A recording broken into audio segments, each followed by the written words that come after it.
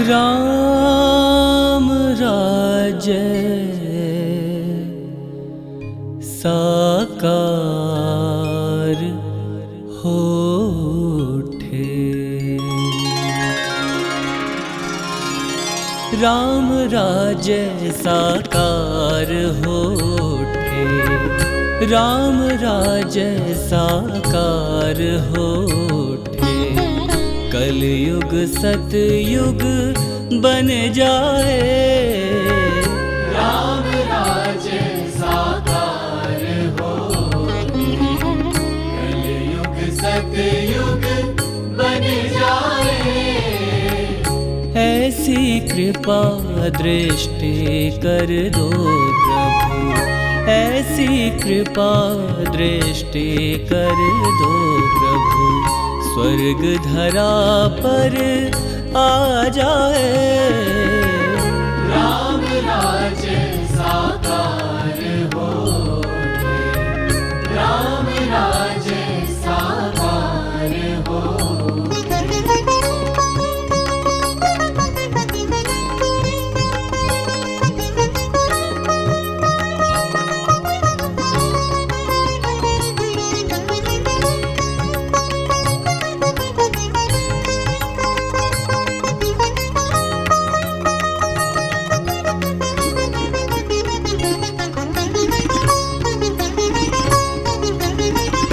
जनमानस में ज्ञान सूर्य का फैले ऐसा उजियारा।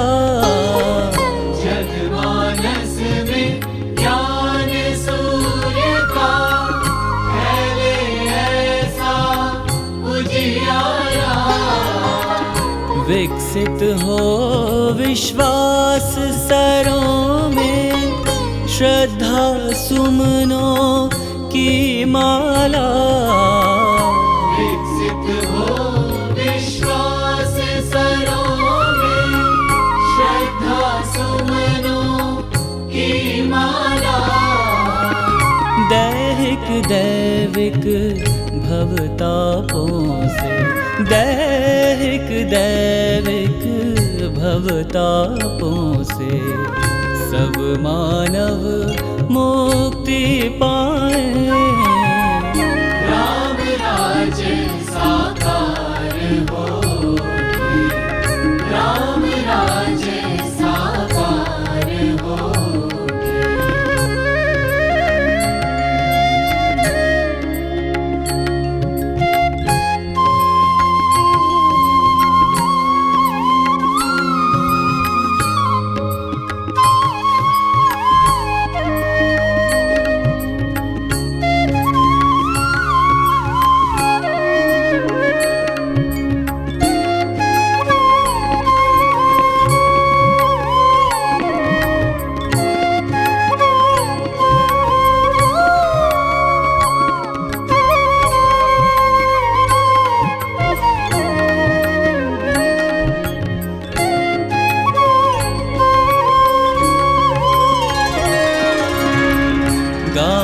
गाँव की गली गली में मचल उठे भाईचारा।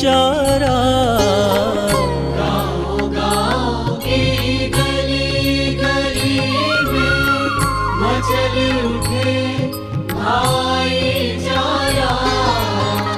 नगर नगर की डगर डगर में गूंजे एकता का नारा। नगर नगर की डगर डगर में गूंजे एकता का नारा।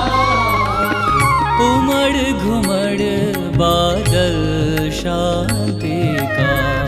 उमड़ घुमड़ बादल शांति का। नभ मंडल में छा जाए। राम राज्य साकार होठे। राम राज्य साकार होठे।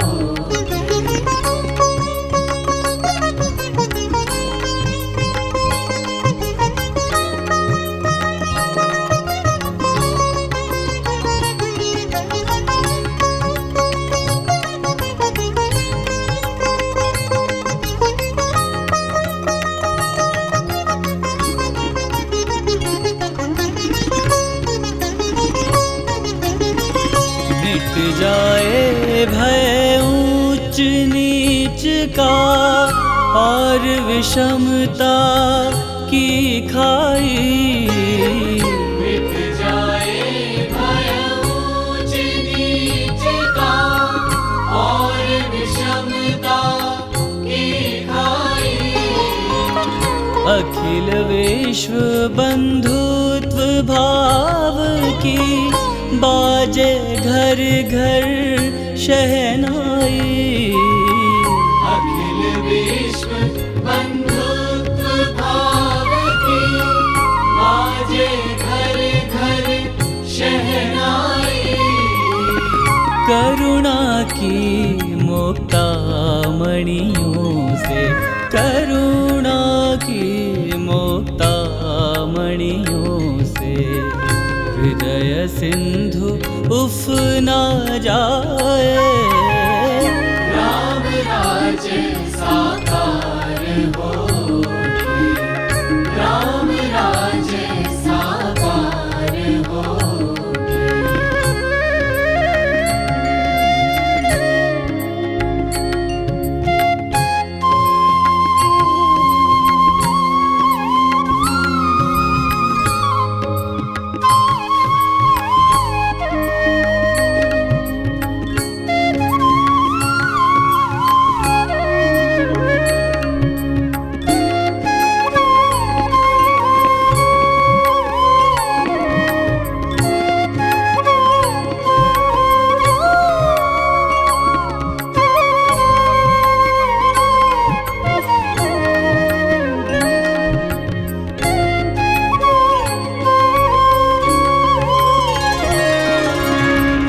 सत्संगति समीर की शीतल मंद चल उठे पुरवाई।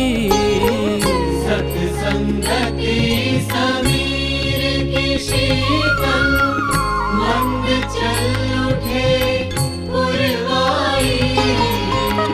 चार पदारथ मकरंद गंध से झूम उठे मन अमराई। चार पदारथ मकरंद गंध से झूम उठे मन अमराई। श्रुति कोकिल कंठों से फूटे, श्रुति कोकिल कंठों से फूटे भजनों की स्वर धाराएं। राम राज्य साकार होके, राम राज्य साकार होके। कलयुग सतयुग बन जाए, ऐसी कृपा दृष्टि कर दो प्रभु, ऐसी कृपा दृष्टि कर दो प्रभु। स्वर्ग धरा पर आ जाए। राम राज्य साकार होके, राम राज्य साकार होके, राम राज्य साकार होके। राम राज्य हो, राम राज्य हो, राम राज्य साकार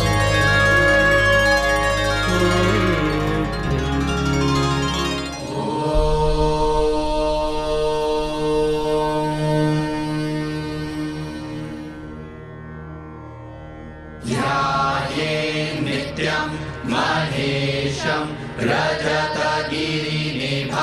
चारुचन्द्रावतंसं रत्नाकल्पोज्ज्वलाङ्गं परशुमृगवराभीतिहस्तं प्रसन्नं पद्मासीनं समन्तास्तुतममरगणैर्व्याघ्रकृतिं वसानं विश्वाद्यं विश्ववन्द्यं निखिलभयहरं पञ्चवक्त्रं त्रिनेत्रम्।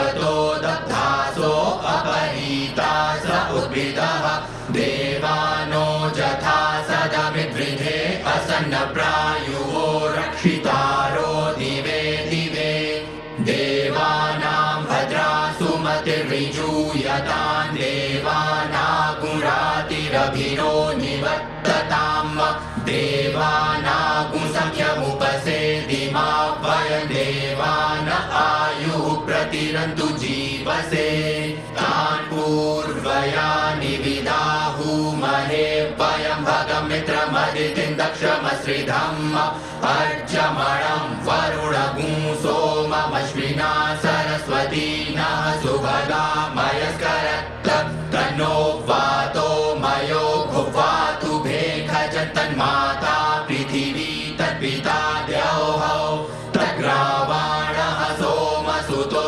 मयो भुवस्तदश्विना श्रीरुतधृष्ट्या ध्रुवम् तमीशानं जगतस्तस्थुखस्पतिं धियं जिन्वमवसे भूमहे वयम् ऊखानो जथा वेदसामसद्विधे रक्षिता पायुरदब्धः स्वस्तये स्वस्ति न इन्द्रो वृद्धश्रवाः स्वस्ति नः पूषा विश्ववेदाः स्वस्ति नस्तार्क्ष्यो अरिष्टनेमिः स्वस्ति नो बृहस्पतिर्दधातु पृषदश्वा मरुतः पृश्निमातरः शुभं जावानो विदधे कुजग्मयः अग्निजिह्वा मनवः सूरचक्षसो विश्वेनो देवा अवसागमन्निव भद्रकर्णेभिः शृणुयाम देवा भद्रं पश्येमाक्षभिर्जजत्रा।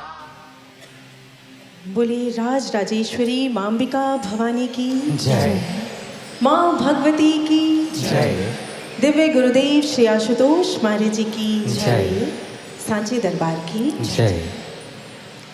आइए एक बार पुनः हम आए हुए समस्त भक्त श्रद्धालुजनों की ओर से और अपनी ओर से भी मंच पर उपस्थित परम पूजनीय परम श्रद्धेय गुरुदेव श्री आशुतोष महाराज जी की शिष्या देवी भागवत भास्कर भागवताचार्य कथा व्यास साध्वी सुश्री अदिति भारती जी का हार्दिक स्वागत करते हैं, हार्दिक अभिनंदन करते हैं। सज्जनों, हम जिस समाज में रहते हैं ना, आइए आज उसकी एक छोटी सी झलक आपको दिखाते हैं। कहते हैं जापान में एक बुक प्रिंट हुई जिसका नाम था the complete manual of suicide, यानी आत्महत्या करने की विस्तृत जानकारी। पहले तो पब्लिशर्स को लगा कि अरे इस बुक को कौन खरीदेगा, इसलिए उन्होंने इसे प्रिंट करने से ही मना कर दिया। पर आखिरकार एक पब्लिशर मान गया और उसने ये बुक प्रिंट कर दी। और जानते हैं क्या हुआ? जैसे ही ये बुक मार्केट में आई, आप हैरान रह जाएंगे। देखते ही देखते कुछ ही घंटों में इसकी 10 लाख कॉपीज बिक गई। 10 लाख कॉपीज वर सोल्ड। कितनी कमाल की बात है, 10 लाख। और फिर लोगों ने क्या किया, उसी बुक को पकड़ा, उसे पढ़ा और फिर उसी में से एक आत्महत्या करने के तरीके को चुना और उसे यूज कर कर अपनी जिंदगी को खत्म कर दिया। दे कमिटेड सुसाइड। भाइयों बहनों, जरा सोच कर देखिए, हम एक कैसे समाज में जी रहे हैं। कितनी कमाल की बात है, जहां लोगों के चेहरे पर खुशी देखने को भी नहीं मिलती और तनाव, स्ट्रेस, डिप्रेशन, चिंताएं, परेशानियां, ये हर एक के चेहरे पर साफ साफ झलक जाती हैं। कितनी कमाल, कैसा समाज है। यहाँ हर कोई परेशान है। किसी को अपनी फैमिली रिस्पॉन्सिबिलिटीज का बोझ है, तो किसी पर अपनी जॉब्स का वर्क प्रेशर है, बहुत वर्कलोड से दबा जा रहा है। किसी को इमोशनल सेटबैक्स लगे हैं, रिलेशनशिप प्रॉब्लम्स हैं, तो किसी को अपने करियर बनाने की चिंता है। यहाँ हर कोई तो परेशान है। पर आपको क्या लगता है, आपसे पूछते हैं, क्या ये दुख, ये परेशानियां, ये तनाव, ये स्ट्रेस, डिप्रेशन, क्या ये आज के समय में ही है? पहले के ज़माने में नहीं होता था? नहीं भाइयों बहनों, चाहे कोई भी क्यों ना हो, पर किस तरह हम उन सिचुएशंस को हैंडल करते हैं, दैट मेक्स अ डिफरेंस। हम उन दुखों को, परेशानियों को अपने ऊपर हावी होने देते हैं या नहीं, दैट मेक्स अ डिफरेंस। उन परेशानियों से, उन कॉन्फ्लिक्ट से निकलने का हमारे पास कोई तरीका, कोई समाधान, कोई युक्ति, कोई सॉल्यूशन है या नहीं, brothers and sisters, that makes a difference. Narendra, जो आगे चलकर स्वामी विवेकानंद बने, कौन नहीं जानता उनके बारे में। बचपन में ही पिता का देहांत हो गया, भाई बहन बहुत छोटे हैं, पूरे के पूरे परिवार की रिस्पॉन्सिबिलिटी उनके ऊपर है और उसके ऊपर से उनके पास कोई जॉब नहीं है। अगर आज का कोई युवा होता ना, तो डिप्रेशन की मेडिसिन ले रहा होता, स्लीपिंग पिल्स लेकर सो रहा होता, पर नहीं। इससे पहले कि वे तनाव की खाई में गिरते, उन्हें एक समाधान मिल गया, एक युक्ति मिल गई। राजा भर्तृहरि, जिंदगी ने एक धोखा दिया, एक इतना बड़ा धोखा उन्हें मिला, अगर खुद निकलने की कोशिश करते तो कभी उससे उबर ही नहीं पाते। पर इससे पहले कि वे भी तनाव की खाई में गिरते, उन्हें भी एक युक्ति मिल गई, एक समाधान मिल गया। Raja Janak, I can give you innumerable examples. हमारे पास तो एक या दो फैमिलीज की रिस्पॉन्सिबिलिटीज हैं। राजा जनक, उन्हें तो पूरे राज्य का संचालन करना था। परेशानियां आती थी, कठिनाइयां उनके सामने भी आकर खड़ी होती थी, पर इससे पहले वे भी तनाव में जाते, उन्हें भी एक सही दिशा, एक सही मार्ग मिला। कौन सा? वही जो इटली के एक छोटे से गांव विग्नेला गांव को मिला था। आपको बताएं, विग्नेला गांव ये एक छोटा सा गांव तलहटी में स्थित था। चारों तरफ ऊंची ऊंची बड़ी बड़ी पहाड़ियां थी और इसी कारण सर्दियां आते ही सूर्य की एक किरण भी उस तलहटी में, उस गांव में कभी पड़ ही नहीं पाती थी। लोग सर्दी से ठिठुर जाते थे, पूरा गांव अंधकार से भरा था। इसी कारण वहां के बहुत से लोग SAD, सीजनल अफेक्टिव डिसऑर्डर, जो एक तरीके की मेंटल डिसऑर्डर है, उसके शिकार हो जाया करते थे। वहां के लोगों को समझ नहीं आ रहा था कि मुझे क्या करना चाहिए, कैसे हम उबर पाएंगे। पर तभी वहां का एक स्थानीय इंजीनियर उठ खड़ा हुआ, सारे गांव वासियों को इकट्ठा किया और उसने एक युक्ति सुझा दी। कहा, देखो, हमारा ये जो गांव है ये चारों तरफ से ऊंची ऊंची पहाड़ियों से घिरा हुआ है, तो क्यों ना हम ऐसा करें कि एक बड़ा सा शीशा लें और उसे एक ऊंची सी पहाड़ी पर सेट कर दें। सूर्य की किरणें जैसे ही उस शीशे पर पड़ेंगी, वो शीशा उन किरणों को रिफ्लेक्ट कर देगा और हमारा गांव रोशनी से भर उठेगा, हमारी सारी प्रॉब्लम्स का सॉल्यूशन हमें मिल जाएगा। लोगों ने सुना, बहुत अच्छा लगा, बात मान ली गई और बस यही किया। एक बड़ा सा शीशा मंगाया गया और उसे ऊंची सी पहाड़ी पर सेट कर दिया गया। सारे गांव वासी इकट्ठा हैं और सुबह होने का इंतजार कर रहे हैं। और ये क्या, जैसे ही सूर्य की पहली किरण उस दर्पण पर, उस शीशे पर जाकर पड़ी, शीशे ने उन सारी किरणों को रिफ्लेक्ट किया और देखते ही देखते कुछ ही सेकंड्स में पूरा का पूरा गांव प्रकाश से भर उठा, पूरा पूरा गांव प्रकाशित हो गया। वहां के लोग झूम उठे, नाच उठे, गा उठे, क्योंकि अब डिप्रेशन में जाने का, तनाव में जाने का कोई कारण ही नहीं रह गया था। सारा सॉल्यूशन उन्हें मिल गया था। भाइयों बहनों, आज हम समझे, बिल्कुल ठीक इसी तरह जब भी कोई चैलेंजिंग सिचुएशन हमारे जीवन में आती है, तो हमारा मन भी तनाव से, दुख से, परेशानी से, चिंताओं से, स्ट्रेस, डिप्रेशन जैसे अंधकार से भर उठता है। ऐसे में हमें भी आवश्यकता है एक सतगुरु रूपी इंजीनियर की, एक ऐसे इंजीनियर की जो हमें भी एक टेक्निक दे सके, एक युक्ति प्रदान कर सके। कौन सी टेक्निक? ब्रह्म ज्ञान की टेक्निक, उस परम ज्ञान की टेक्निक। जब एक दिव्य सद्गुरु हमारे जीवन में आते हैं, तो वह हमारे इस ज्ञान चक्षु को, इस थर्ड आई को, इस दिव्य नेत्र को उजागर कर देते हैं, खोल देते हैं, और बस यही वो माध्यम बन जाता है जिससे उस ईश्वर का प्रकाश, माँ भगवती का प्रकाश हमारी इस मन की तलहटी पर आकर पड़ता है और इसे सदा सदा के लिए प्रकाशित कर देता है, प्रकाशमान कर देता है।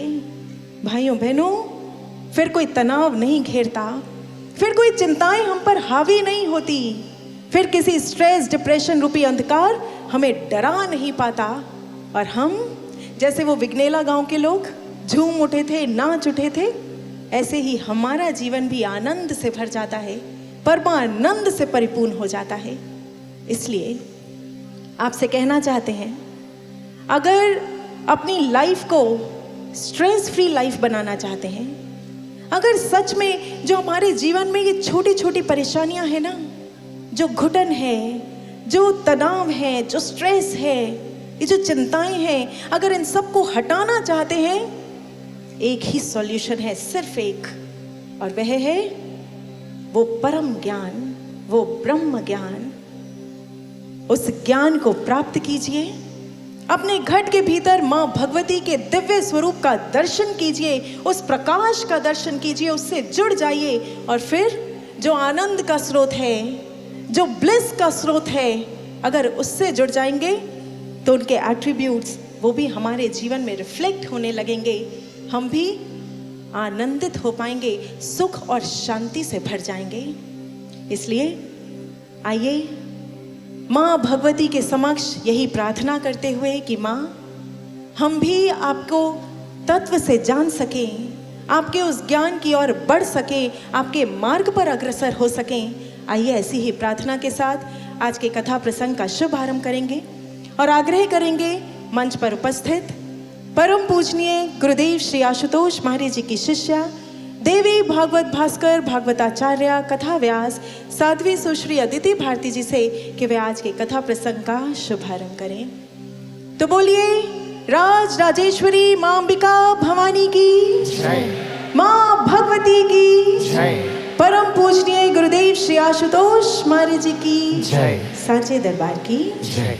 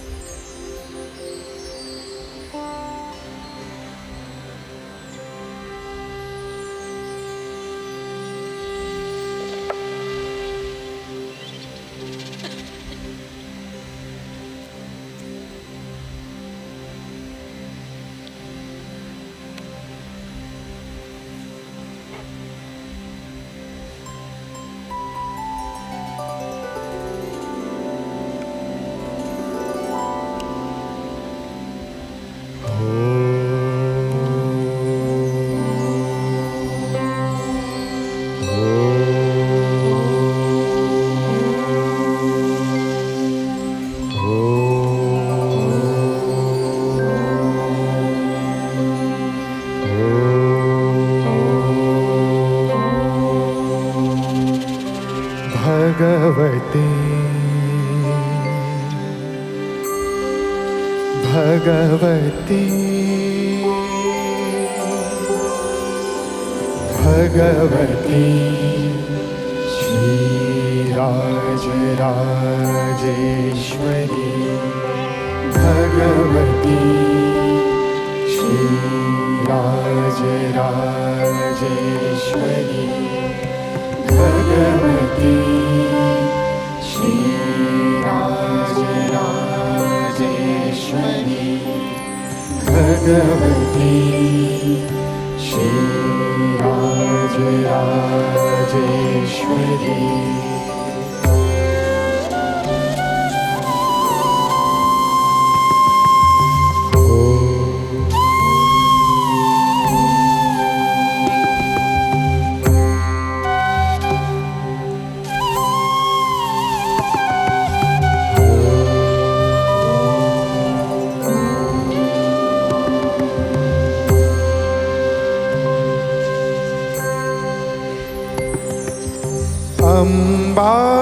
अम्बाशूलधनु कुशाङ्कुशधरी अर्धेन्दुबिम्बाधरी वाराही मधुकैटभ प्रशमनी वाणी रमा सेविता मल्लद्यासुरमूकदैत्यमथनि माहेश्वरी अम्बिका चिद्रूपी परदेवता चिद्रूपी परदेवता भगवती श्रीराजराजेश्वरी भगवती श्रीराजराजेश्वरी भगवती श्रीराजराजेश्वरी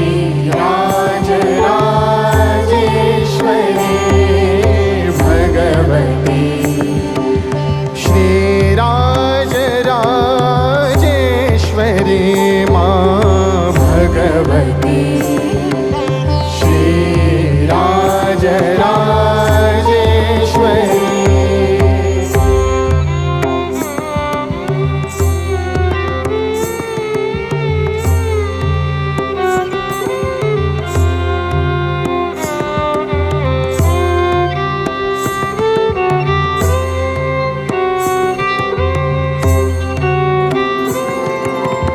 अम्बा सृष्टिविनाशपालनकरी आर्याविशंशोभिता गायत्री प्रणवाक्षरामृतरसः पूर्णानुसन्धिकृता ओंकारी विनुता सुतार्चितपदा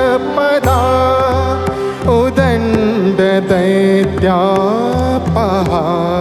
चिद्रूपी परदेवता चिद्रूपी परदेवता भगवती श्रीराजराजेश्वरी भगवती श्रीराजराजेश्वरी भगवती श्रीराजराजेश्वरी भगवती श्रीराजराजेश्वरी भगवती श्रीराजराजेश्वरी श्रीराजराजेश्वरी श्रीराजराजेश्वरी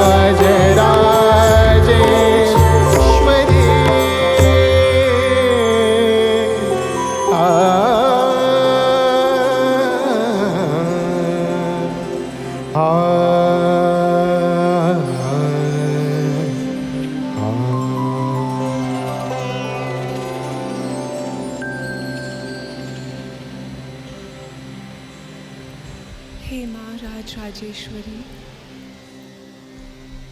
आप इस त्रिभुवन की स्वामिनी हैं। आपकी ही शक्ति से ब्रह्मा विष्णु महेश ये सृष्टि का सृजन पालन और इसका अंत करते हैं। हे माँ, आप त्रिभुवन मोहिनी हैं, आप महामाया हैं। आप ही अपनी शक्ति से इस सृष्टि को पापों से रहित करती हैं। आपकी ही शक्ति इस संपूर्ण जीवन तंत्र को चलायमान करती है।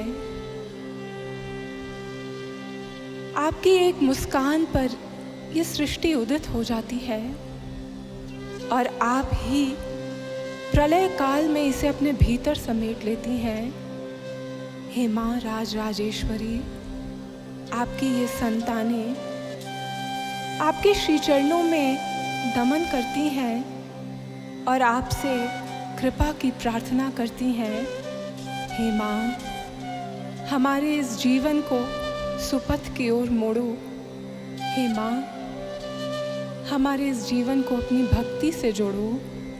आपकी ये संतानें आपकी श्री चरणों में कोटि कोटि नमन अर्पित करती हैं, कोटि कोटि नमन अर्पित करती हैं, कोटि कोटि नमन अर्पित करती हैं। अखंड मंडलाकारं व्याप्तं येन चराचरं तत्पदं दर्शितं येन तस्मै श्री गुरुवे नमः, तस्मै श्री गुरुवे नमः, तस्मै श्री गुरुवे नमः। नमन है दिव्य गुरु श्री आशुतोष महाराज जी के श्री चरणों में, जिन्होंने इस अखंड ब्रह्मांड के दर्शन इस अंतर्घट में करवाए, इस सृष्टि के रहस्य का उद्घाटन इस घट के भीतर कर दिया। ब्रह्म ज्ञान प्रदाता, क्रांति पुरोधा दिव्य गुरु श्री आशुतोष महाराज जी के श्री चरणों में मैं कोटि कोटि नमन अर्पित करती हूँ, कोटि कोटि नमन अर्पित करती हूँ, कोटि कोटि नमन अर्पित करती हूँ।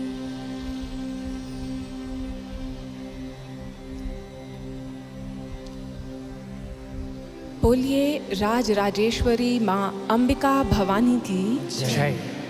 दिव्य गुरु श्री आशुतोष महाराज जी की जय। साचे दरबार की जय। उपस्थित माँ के प्रिय भक्तों, श्रीमद् देवी भागवत महापुराण कथा ज्ञान यज्ञ की इस द्वितीय सत्र में मैं आप सभी का एक बार पुनः दिव्य ज्योति जागृति संस्थान की ओर से हार्दिक अभिनंदन, हार्दिक स्वागत करती हूँ। ज्ञान गंगा का प्रवाह भी है, माँ गायत्री की प्रभा भी है।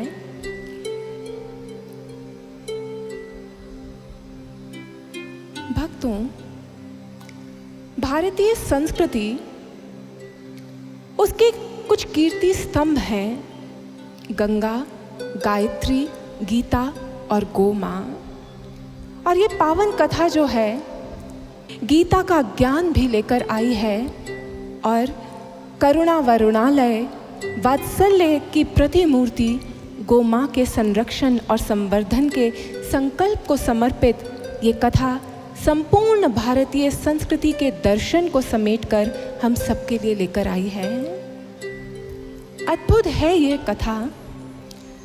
महाराज श्री ने बताया कि जानते हो, जब वो गौ माँ अपने बछड़े को जन्म देती है तो उसके बछड़े को कहा जाता है वत्स, और जब वो उसे जन्म देती है तो जन्म के साथ ही उस पर लगे हुए समस्त रक्त को, मवाद को गौ माता जो है वो चाट चाट कर साफ कर देती है, निर्मल कर देती है उस बछड़े को।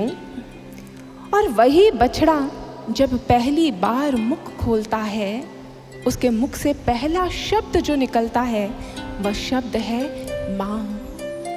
इस माँ शब्द में उनके वात्सल्य की अभिव्यक्ति है। और भक्तों, जब तक माँ संरक्षित रहेगी, जब तक माँ संरक्षित है, तब तक उसकी संतानों को का भी कोई अहित नहीं कर सकता, वह भी सदैव संरक्षित रहेगी। इसीलिए माँ भगवती को समर्पित ये कथा उन गो माँ के संरक्षण के संकल्प के साथ आई है। और इस मंच से हम आप सबका भी आह्वान करेंगे कि भारतीय नस्ल की जो देसी गायें हैं उसके संरक्षण के लिए अपना योगदान देने से पीछे कभी मत हटिएगा, क्योंकि वही हमारी संस्कृति, हमारे इस भारतवर्ष के सर्वांगीण विकास का आधार है। यूं भारतीय संस्कृति के समस्त कीर्ति स्तंभों को लेकर ये कथा माँ भगवती की कृपा से आपके बीच में आई है। और भक्तों, जानते हैं, मैंने सुना है और आप सब ने भी सुना होगा कि कहा जाता है सौभाग्यशाली होते हैं वो लोग जिन्हें माँ का बुलावा आता है। सुना है ना आपने? सौभाग्यशाली होते हैं वो लोग जिन्हें माँ का बुलावा आता है। परंतु मैं यहाँ पर कुछ कहना चाहूँगी, सौभाग्यशाली वो नहीं होते जिन्हें माँ का बुलावा आता है, सौभाग्यशाली वास्तव में वह होते हैं जिन्हें माँ का बुलावा आता है और उस बुलावे को प्राप्त कर वो माँ के दरबार में चले आते हैं। तो सौभाग्यशाली आप सब लोग हैं जो यहाँ माँ के दरबार में माँ की कृपाओं को लूटने के लिए पहुँचे हैं। भक्तों, एक बार आप सभी अपने लिए तालियां बजा दीजिए और माँ के चरणों में धन्यवाद कीजिए कि उनके बुलावे को प्राप्त कर आप यहाँ तक पहुँच पाए। क्योंकि भक्तों, इस विस्तृत विश्व की आबादी को, मानव समाज को बुलावा तो आया हुआ है। इस मानव देह का मिल जाना बुलावा ही तो है।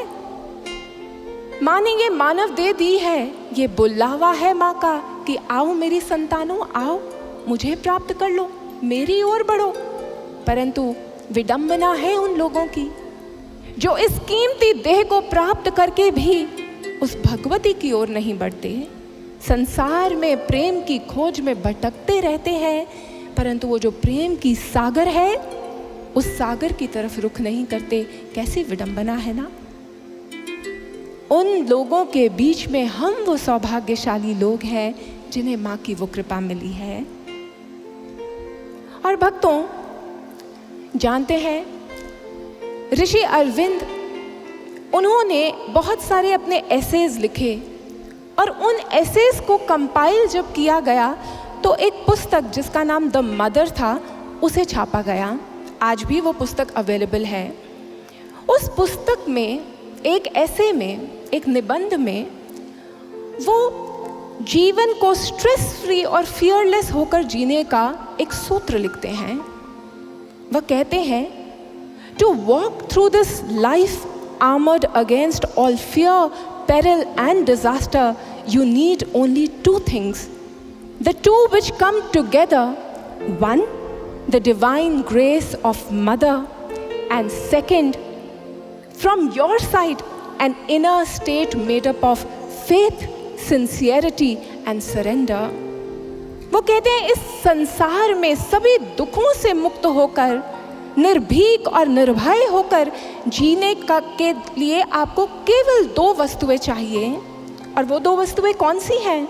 एक उस माँ भगवती की कृपा और दूसरा एक ऐसा हृदय जिसके भीतर उस माँ के प्रति श्रद्धा है, लगन है और समर्पण है। भक्तों, एक बात बताइए, वो भगवती जो कण कण में विस्तृत है उसकी कृपा की कहीं कोई कमी है क्या? वो तो निरंतर कृपा बरसा रही है। कौन सा ऐसा स्थान है, कौन सी ऐसी प्रजाति है जिस पर उसकी कृपा नहीं बरस रही? एक नन्ही सी चींटी भी उसका संरक्षण कौन कर रहा है? वो भगवती कर रही है। वो भगवती उसका संरक्षण कर रही है। तो इस पूरे ब्रह्मांड में कोई ऐसा स्थान नहीं जहां उस भगवती की कृपा ना बरस रही हो। अगर हमारे जीवन में भय है तो कारण दूसरी बात की कमी है। प्रश्न तो यह है, क्या हमारे भीतर वो श्रद्धा, वो लगन, वो समर्पण आया? क्योंकि दिव्य गुरु श्री आशुतोष महाराज जी एक बड़े सुंदर उदाहरण से समझाते हैं। महाराज श्री कहते हैं, कृपा तो निरंतर बरसती है, कृपा तो बह रही है, सूर्य तो उगता है, आपके द्वार पर दस्तक भी देता है, परंतु वो इतना अशिष्ट नहीं है कि वह बार बार थपथपाए। वह अशिष्ट नहीं है। अगर आपने कपाट बंद करके रखे हैं तो फिर आप उस सूर्य की कृपा से वंचित रह जाएंगे। एक और उदाहरण देते हैं, हवा तो बह रही है, लेकिन अगर इंसान अपनी खिड़की ही ना खोले तो क्या वो उस हवा का लाभ उठा पाएगा? नहीं उठा पाएगा। स्वाति नक्षत्र की बूंद जब एक सीप के भीतर गिरती है तो वो मोती में बदल जाती है, परंतु उसके लिए उस सीप का मुख खुला होना चाहिए। बताइए, अगर वो मुख बंद हो तो क्या मोती प्राप्त होगा? ठीक ऐसे ही भक्तों, भगवती की अनंत कृपा निरंतर प्रवाहित हो रही है। आवश्यकता है हम उस कृपा के प्रति अपने आप को श्रद्धा से खोलें, हम उस कृपा के प्रति अपने आप को लगन से खोलें, हमारे भीतर वो पात्रता निर्मित हो जिसमें उस कृपा को हम समेट सके। भक्तों, उस कृपा को समेटा जा सके। और क्योंकि वो ममतामयी है, इसलिए इस पात्रता को घड़ने के लिए ही वो अपनी इस अनुपम महिमा का प्रवाह एक मानव के जीवन में लेकर आती है। एक भक्त को उस महिमा से परिपूर्ण करती है, क्योंकि सत्संगति ही मानव के भीतर श्रद्धा को, लगन को और समर्पण को निर्मित करती है। इसलिए भक्तों, ये कथा उस भगवती की कृपा को हम समेट पाए, उस पात्रता को निर्मित करने के लिए माँ का ही एक दिव्य प्रबंध है।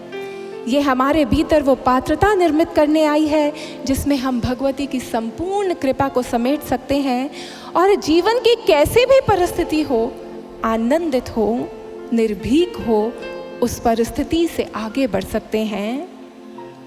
आज भक्तों, अब हम उन गाथाओं को सुनना प्रारंभ करेंगे जिन गाथाओं को दर्ज किया गया है दुर्गा सप्तशती में। दुर्गा सप्तशती के अध्यायों में माँ की महिमा जिस प्रकार से लिखी है, ठीक वही महिमा श्रवण करवाई थी राजा जन्मेजय को वेदव्यास जी ने।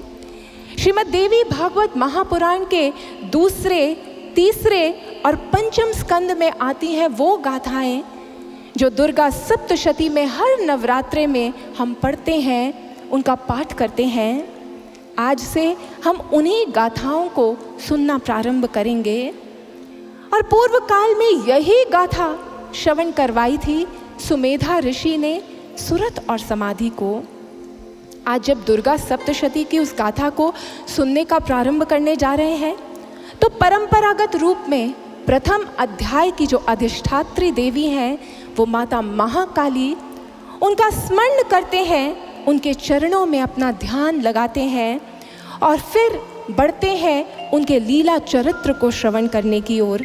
आए भक्तों, अपनी संपूर्ण एकाग्रता को, अपने संपूर्ण भावों को माता महाकाली के चरणों में अर्पित करते हैं, हृदय से उनका स्मरण करते हैं और सुनते हैं उनके लीला चरित्र को।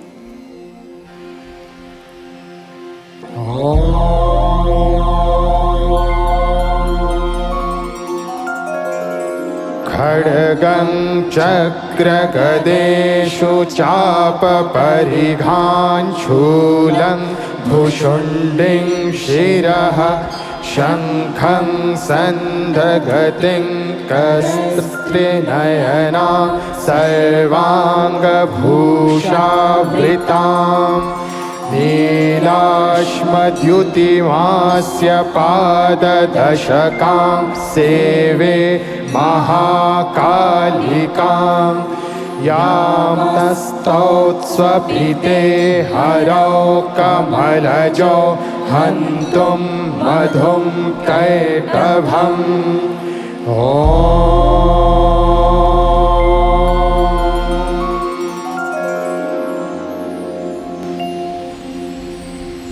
हम स्मरण करते हैं उन माता महाकाली को जिन्होंने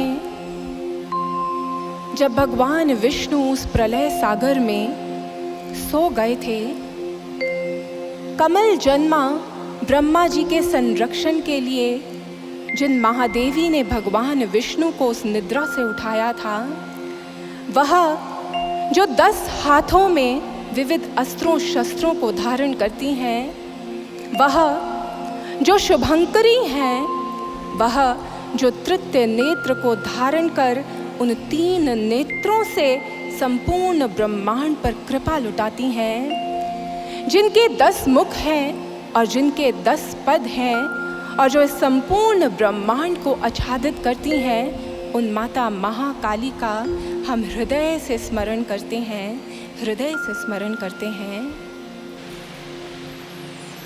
भक्तों, माता महाकाली, माँ महाकाली, उनका स्वरूप दिव्य है। जानते हैं, जब मार्कंडेय ऋषि ने मार्कंडेय पुराण में महाकाली के इस स्वरूप का वर्णन किया, तो उन्होंने विज्ञान के एक ऐसे तथ्य को युगों पूर्व उद्घाटित कर दिया, जो अभी अभी विज्ञान जिससे परिचित हुआ है। माँ के वो 10 हाथ, माँ के वो 10 मस्तक, माँ के वो 10 पग किस ओर संकेत कर रहे हैं भक्तों?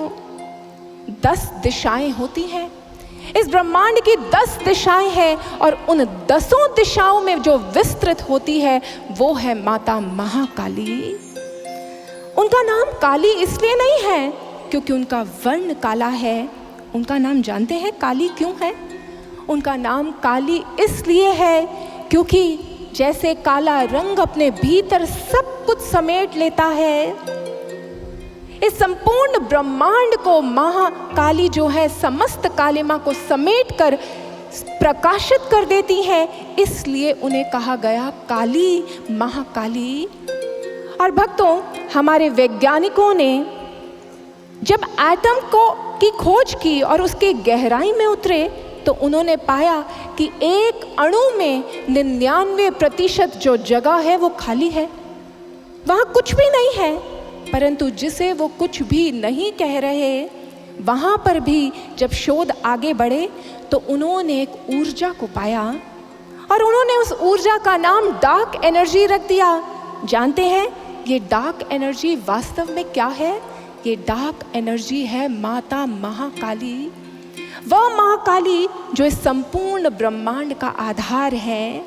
वो इस संपूर्ण ब्रह्मांड को आच्छादित करती हैं, और वह केवल महाघोर रूपा ही नहीं है, वो भयंकरी ही नहीं है, वो शुभंकरी भी है। वो वर्ध हस्त को भी धारण करती है और अपनी संतानों को समस्त कालिमा से मुक्त करती हैं। उनकी कृपा जब किसी के जीवन पे होती है तो जानते हैं कैसी होती है वो कृपा, और उसकी कृपा को हम एक सरल से उदाहरण के माध्यम से समझ सकते हैं। उसके लिए आप सबको एक प्रश्न का उत्तर देना होगा। ये बताइए, इस विश्व का टॉलेस्ट एनिमल कौन सा है? सबसे ऊंचा एनिमल आप सबने स्कूल में पढ़ा होगा, बच्चों को भी पढ़ाया होगा। बताइए। जिराफ। पता है ना सबको? जिराफ जो है वर्ल्ड्स टॉलेस्ट एनिमल है। अब जानते हैं जब मादा जिराफ अपने बच्चे को जन्म देती है तो जन्म लेते ही वो बच्चा 8 फुट की ऊंचाई से तेजी से धरती पर पटक दिया जाता है, गिरता है तेजी से। उसे चोट लगती होगी, लेकिन अब वो मादा जिराफ जो है वो अपने बच्चे को प्रेम से सहलाती नहीं है। जैसे ही वो बच्चा धरती पर गिरता है, उस शावक को मादा जिराफ अपने पैरों से दूर पटकती है। अभी वो संभल ही पाए, इतने में मादा जिराफ फिर उसे एक बार पटकती है, और ये श्रृंखला पटकने की तब तक चलती रहती है जब तक वो नन्हा सा शावक जो है, वो बच्चा जो है, वो अपने चारों पैरों पर खड़ा नहीं हो जाता। जरा सोच करके देखिए उसे क्या लग रहा होगा। कैसी है मेरी माँ जो मुझे जन्म लेने पर ही पटकती जा रही है, मार रही है। परंतु वो मादा जिराफ जानती है कि अगर मेरा ये शावक अभी खड़ा नहीं हुआ तो इस जंगल में ऐसे कई जानवर बैठे हैं जो इसका भक्षण कर लेंगे, जो इसका अंत कर लेंगे।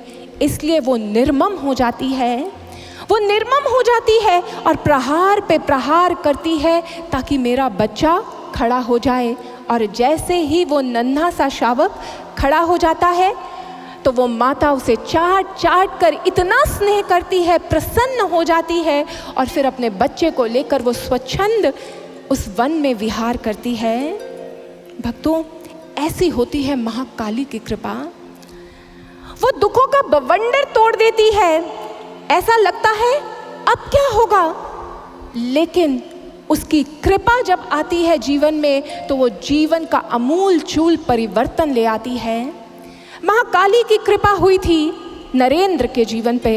आपने सुना था अभी प्रारंभ में कैसी परिस्थिति थी उसके जीवन की, लेकिन उन विकट परिस्थितियों में महाकाली ने जब अपनी कृपा दिखाई तो फिर उन विकट परिस्थितियों में ही निर्माण हुआ था स्वामी विवेकानंद का, जिन्हें युगों तक याद रखा गया। महाकाली की वही प्रचंड कृपा हुई थी अरविंद पर। वह जो क्रांतिकारी थे, क्रांतिकारी जो कार्य थे उनमें सबसे आगे थे। हर योजना ऋषि अरविंद, हर योजना अरबिंदो घोष ही बनाया करते थे। और कोई सोच भी नहीं सकता था कि एक दिन ऐसा आएगा कि वह अंग्रेजी सेना अरबिंदो घोष को कैद कर लेगी। जब अरविंद को अलीपुर की जेल हुई तो वह रोने लगे, बिलक उठे, डिप्रेशन होने लगा उन्हें। उन्होंने कहा, मैंने ऐसा क्या किया, मुझसे ऐसी कौन सी गलती हो गई? मैं तो अपनी भारत भूमि की सेवा करना चाहता था, फिर मेरे साथ भगवान ऐसा क्यों किया, मुझे यूं कैद क्यों कर दिया? तब जानते हैं उस अलीपुर की जेल में उन्हें स्वर सुनाई दिया था, मैंने तुझे 1 साल से कहा है, तेरा कार्य केवल लेखन करना नहीं है, तेरा कार्य क्रांतिकारी योजनाएं बनाना नहीं है, तेरे लिए मैंने कुछ और सोच रखा है। अपने काम को समेट। परंतु अरविंद अपने काम को समेट नहीं पा रहे थे, अपनी उन योजनाओं से अपने मन को हटा नहीं पा रहे थे। तब महाकाली की कृपा का विस्तार हुआ और महाकाली ने कहा, तू नहीं कर पा रहा था, इसलिए मैंने तुझे उससे बाहर निकाला है। अब ये अलीपुर की जेल में ये तेरा निर्माण, तेरे निर्माण का आश्रम बनेगा। और ऋषि अरविंद जब उस अलीपुर की जेल से बाहर आते हैं तो अपनी पुस्तक प्रिजन टेल्स में वो लिखते हैं कि वह अलीपुर की जेल जो थी वो मेरे लिए कोई जेल की सलाखें नहीं थी, जेल का कारागार नहीं था, वो मेरे लिए आश्रम था। और वही अरबिंदो घोष जो 1 साल पहले उस जेल में गए थे, जब वहाँ से बाहर निकले तो ऋषि अरविंद बनकर बाहर निकले। ऐसा परिवर्तन उनके जीवन में आ गया। ऐसी होती है उन महामाया की कृपा। और ऐसी ही कृपा लेकर आई है माँ राजा सुरथ के जीवन में। राजा सुरथ पूर्व काल में एक राजा हुए, अत्यंत धर्मज्ञ थे, समृद्ध था उनका राज्य, दूर दूर तक उनकी ख्याति विस्तृत थी और राज्य श्रेष्ठता से उसका यापन कर रहे थे, राज्य का विस्तार हो रहा था, सब कुछ मंगलमय था। तभी अकस्मात एक दिन उन्हें सूचना मिली कि उनके राज्य पर मलेच्छों ने आक्रमण कर दिया है। आज जैसे ही उस सेना के आक्रमण की सूचना मिली तो राजा सुरथ अपनी सेना को लेकर, अपने मंत्रियों को लेकर, अपने सेना नायकों को लेकर युद्ध भूमि की ओर बढ़ चले। उनके पास विशाल सेना थी, बल भी अपार था, किसी भी प्रकार की कोई कमी नहीं थी, परंतु सब कुछ होने के बावजूद आज वो उस युद्ध में हार रहे हैं। उन्होंने जब अपने आप को वहाँ हारता हुआ देखा तो आज अपने राजमहल में लौटे और अपने विश्वसनीय गुप्तचरों को कहा कि जाकर पता लगाओ कारण क्या है, हमारी इतनी विशाल सेना हार कैसे रही है। जब पता किया गया तो आज राजा सुरथ को आघात लगा, क्योंकि उनके अपने मंत्री जिन्हें उन्होंने पाला था, जिन्हें उन्होंने पोषित किया था अपनी संतानों की तरह, उन्होंने ही उनके साथ दगाबाजी की थी। वह उस मलेच्छों की सेना के साथ मिल गए थे और उसी का नतीजा था कि उनकी विशाल सेना इस युद्ध में हार रही थी। आज वह समझ गए अब यहाँ रहना ठीक नहीं है, ये मेरा अंत करने के लिए कटिबद्ध होंगे। और राजा सुरथ अपने उस राज्य को छोड़कर घोड़े पर सवार हो गहन वन की ओर बढ़ जाते हैं। गहन वन में प्रवेश करते हैं, मन कुंठित है, नेत्रों से अश्रुधारा प्रवाहित हो रही है, हृदय में बहुत पीड़ा है, मेरे साथ ऐसा क्यों हुआ, आखिर कौन सी कमी रह गई, मैंने इन सब के लिए सब कुछ तो किया, फिर भी ऐसा हुआ मेरे साथ। उस वन प्रदेश में बढ़ते चले जा रहे हैं। गहन वन में एक स्थल पर उन्हें एक आश्रम दिखता है, उस आश्रम से दिव्य तरंगे उठ रही हैं। आज राजा सुरथ उसी आश्रम की ओर बढ़ चलते हैं। वह आश्रम था मुनि सुमेधा का। आज मुनि सुमेधा के समक्ष जाकर दंडवत प्रणाम करते हैं, मुनि सुमेधा को अपना परिचय देते हैं और मुनि सुमेधा कहते हैं, राजा सुरथ आप चिंता मत कीजिए, आप इस आश्रम में सुखपूर्वक रहिए, जितना समय रहना चाहते हैं रहिए। ये आश्रम आपका है, आप यहाँ पर निवास कीजिए। वह सुयोग के प्रबंध करते हैं और राजा सुरथ उसी आश्रम में रहना प्रारंभ कर देते हैं। आश्रम में निरंतर सत्संग होता है। वहाँ पर ऋषि सुमेधा के शिष्य ध्यान साधना कर रहे हैं। चारों ओर दिव्य तरंगे हैं, दिव्य वातावरण है और ऋषि सुमेधा को उस दिव्य वातावरण में बहुत अच्छा लग रहा है। परंतु जब कभी अकेले बैठे होते हैं तो अपने राज्य का स्मरण आता है। मन का पंछी फिर उन्हीं यादों में उसे राज्य में खो जाता है। बार बार यही चिंता सताने लगती है, मेरे राज्यवासी, मेरे प्रजाजन, मेरे राज्य के लोग, मेरे परिवारजन, वो सब कैसे होंगे? अवश्य ही मुझे याद करते होंगे, मुझे पुकारते होंगे, मेरी खोज खबर करते होंगे। मेरे वो अश्व, मेरे वो गज, उनका क्या हुआ होगा? न जाने कितनी पीड़ा भोग रहे होंगे। और यही सोचकर वह दुखी हो जाते, दिनों दिनों तक इन यादों में डूबे रहते और दुखी होते रहते। एक दिन ऐसा ही हुआ, एक वृक्ष की ओट में बैठे थे। मन का पंछी फिर राज्य में ही उड़कर बैठा हुआ था। राज्य की ही स्मृतियां चल रही थी। हृदय विकल हो रहा था, नेत्रों से अश्रुधारा प्रवाहित हो रही थी। तभी एकाएक सामने उस वन में वृक्षों के पीछे सरसराहट हुई। एकदम चौकन्ने होकर बैठ गए। गौर से देखा तो वहां पर एक वृद्धजन को देख रहे हैं। उठकर खड़े हुए उसके समक्ष जाकर पूछा, आप कौन हैं? इस वन प्रदेश में कैसे आ गए? वहां वो वृद्ध जन जो थे वो कोई और नहीं, वह वैश्य समाधि थे। आज वैश्य समाधि अपना परिचय देते हैं, कहते हैं, देव, मेरा नाम समाधि है और मैं एक सुसंपन्न वैश्य परिवार से हूँ। मैंने बहुत सी धन संपदा एकत्रित की थी, परंतु मेरे परिवारजनों ने उस धन के लोभ में मुझे घर से निष्कासित कर दिया, घर से निकाल दिया और यूँ भटकता हुआ मैं इस वन प्रदेश में आ गया। भटकते भटकते न जाने कितने दिनों से चल रहा हूँ, यहाँ इस स्थल पर पहुँचा। आप कौन हैं? राजा सुरथ, उनकी भी तो ऐसी ही स्थिति थी, अपनों ने ही तो धोखा दिया था और इस वन प्रदेश में पहुँचे थे, इसलिए उनका हृदय विवल हो उठा। उनसे बेहतर कौन समझ सकता था समाधि वैश्य के भाव। आज कहने लगे, मैं राजा सुरथ हूँ, मेरी स्थिति भी आपकी ही जैसी है। मैं भी इस वन प्रदेश में अपनों से धोखा खाकर आया हूँ, परंतु आप चिंतित मत होइए। चलिए समाधि वैश्य, मेरे साथ चलिए, मैं आपको सुमेधा ऋषि के आश्रम में लेकर जाऊंगा। मैं भी वहीं रहता हूँ। सुमेधा ऋषि ने मुझे अपने आश्रम में स्थान दिया है, वो आपको भी स्थान अवश्य देंगे। आज दोनों वहाँ से सुमेधा ऋषि के आश्रम की ओर बढ़ चले। चलते चले जा रहे हैं और अब एकाएक समाधि वैश्य कहते हैं, जानते हो सुरथ, मुझे अपने परिवारजनों की बहुत याद आती है। अवश्य ही वो मुझे याद करते होंगे, अवश्य ही उनका हृदय मुझे खोजता होगा, उन्होंने खोजने का प्रयास अवश्य किया होगा। सुरथ राजा मुस्कुराने लगे। वो कहने लगे, कैसी बात करते हैं?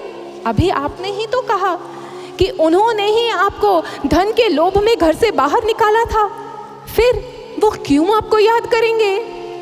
आज प्रश्न खड़ा हो गया, आखिर जिन्होंने हमें निष्कासित किया, जिन्होंने हमें हमारे राज्य से, हमारे घर से निकाला, हम बार बार उनके बारे में ही सोचते हैं, क्या कारण है? और बस अब इस प्रश्न और दुविधा को लेकर वो दोनों पहुंच गए मुनि सुमेधा के समक्ष। मुनि सुमेधा के चरणों में जाकर बैठ जाते हैं और आज मुनि सुमेधा के समक्ष दोनों हाथ जोड़कर राजा सुरथ कहते हैं, मुनि सुमेधा, ये समाधि वैश्य है और इन्हें भी इनके घर वालों ने निकाल दिया, लेकिन जानते हैं मेरी तरह ही इनकी स्थिति है उनके निकाले जाने पर भी ये अपने उन्हीं सगे संबंधियों को याद कर रहे हैं। मुनि सुमेधा, आखिर ऐसा क्यों? मैं भी जब अकेला बैठता हूँ मुझे मेरे राज्य की ही स्मृतियाँ आती हैं, जिन्होंने ठोकर मारी। ये मन आखिर बार बार उन्हीं की तरफ क्यों जाता है? जिन्होंने धोखा दिया, ये मन उनको ही याद क्यों करके रोता है? आखिर क्या कारण है? हमारी ऐसी दुविधा क्यों? हमारे जीवन में ऐसी समस्या क्यों? भक्तों, हमारे जीवन में भी तो ऐसा ही होता है। संसार के वो रिश्ते नाते जो हमें ठोकर मारते हैं, हम भी सारा जीवन उनके लिए ही रोते रहते हैं।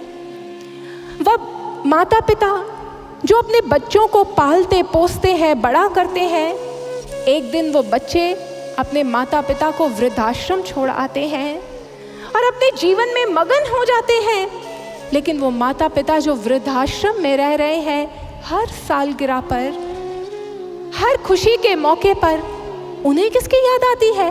अपने बच्चों की। फोन की ओर टकटकी लगाकर बैठे रहते हैं और सोचते हैं, अब मेरा बेटा मुझे फोन करेगा, इस सालगिरह पे वो मुझे अवश्य याद करेगा।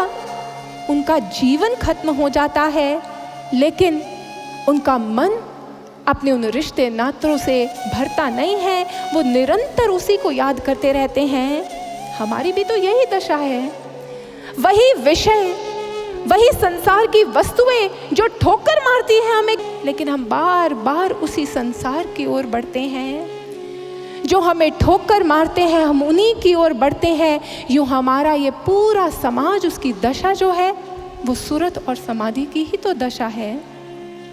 बार बार हम उनकी ओर बढ़ रहे हैं। कारण क्या है? आज इसी कारण को जब वह मुनि सुमेधा से पूछते हैं, तो मुनि सुमेधा जो है, आज मुनि सुमेधा कहते हैं, सब उस महामाया का खेल है। वह महामाया ही है जो इस संपूर्ण संसार को बंधन में बांधती है, परंतु वह महामाया वो निष्ठुर नहीं है, वो माँ है। जब तक संतान इस संसार के खिलौनों को, इन संसार की वस्तुओं में मगन रहती है, तब तक वो महामाया जो है उसे छोड़कर इस माया में ही लिप्त रखती है। लेकिन जिस क्षण वो बालक इन सांसारिक खिलौनों को छोड़कर बिलखता है और केवल माँ को पुकारता है, तो वही मोक्ष कारक बनकर उसके जीवन में कृपा लुटाने भी आती है।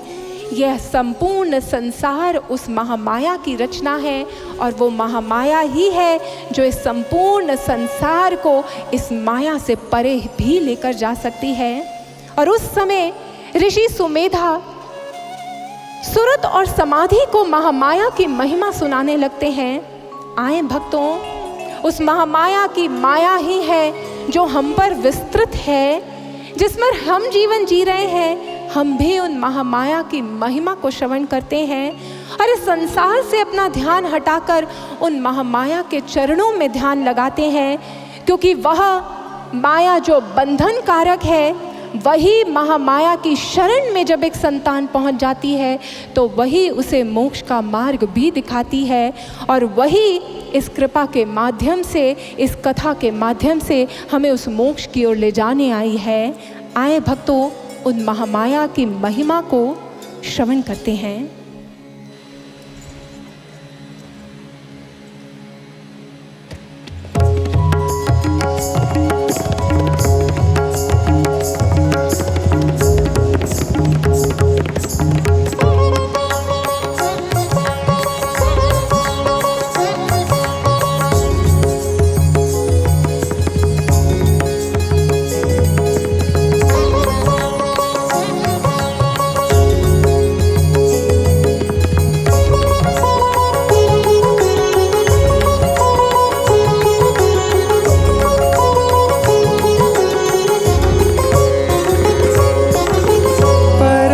पुरातन सत्य सनातन आदिशक्ति महामाया, परम पुरातन सत्य सनातन आदिशक्ति महामाया माँ।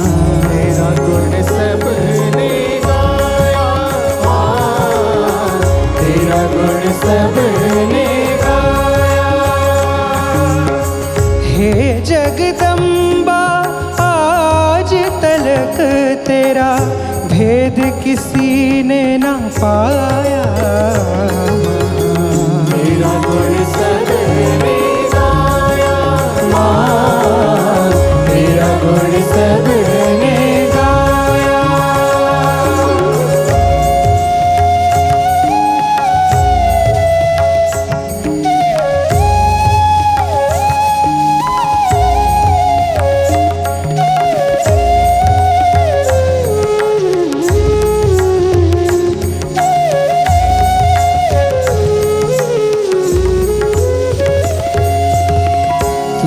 अनुपम है अद्वितीय है, तू है सबकी माता।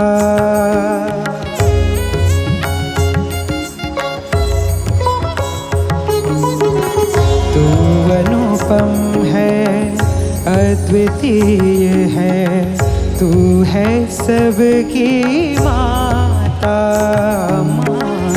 क्या जड़ जंगम क्या जड़ चेतन तेरा सबसे नाता। सब है तेरे दृष्टि में तेरी, कोई नहीं पराया।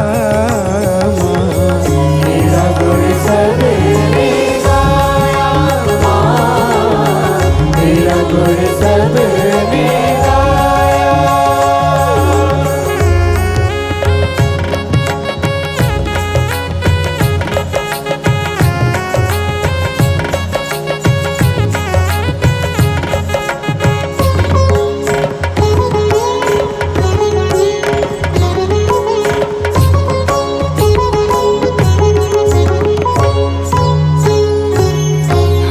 सब हैं माँ तेरे ही बालक, हमें कभी ना भुलाना।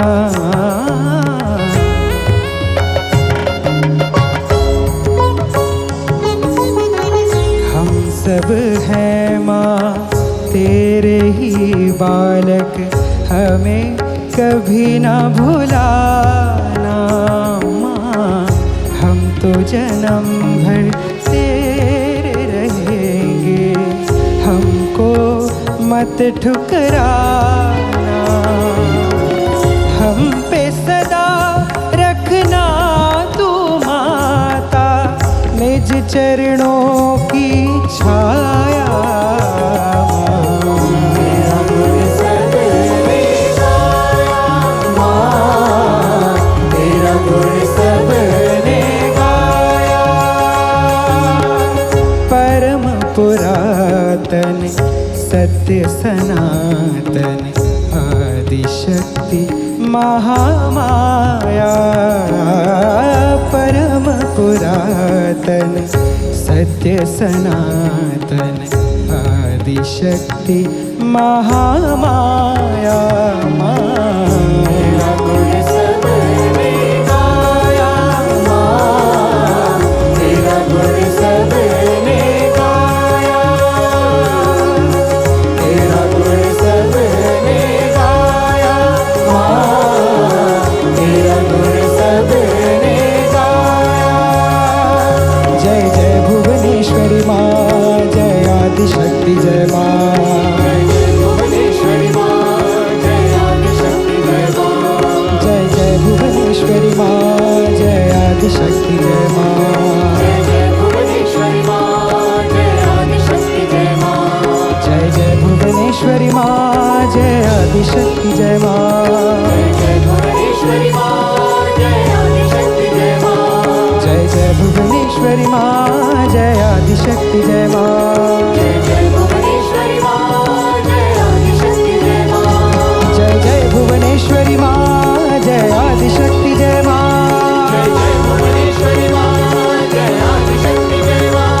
जय जय भुवनेश्वरी माँ, जय आदिशक्ति जय माँ। जय जय भुवनेश्वरी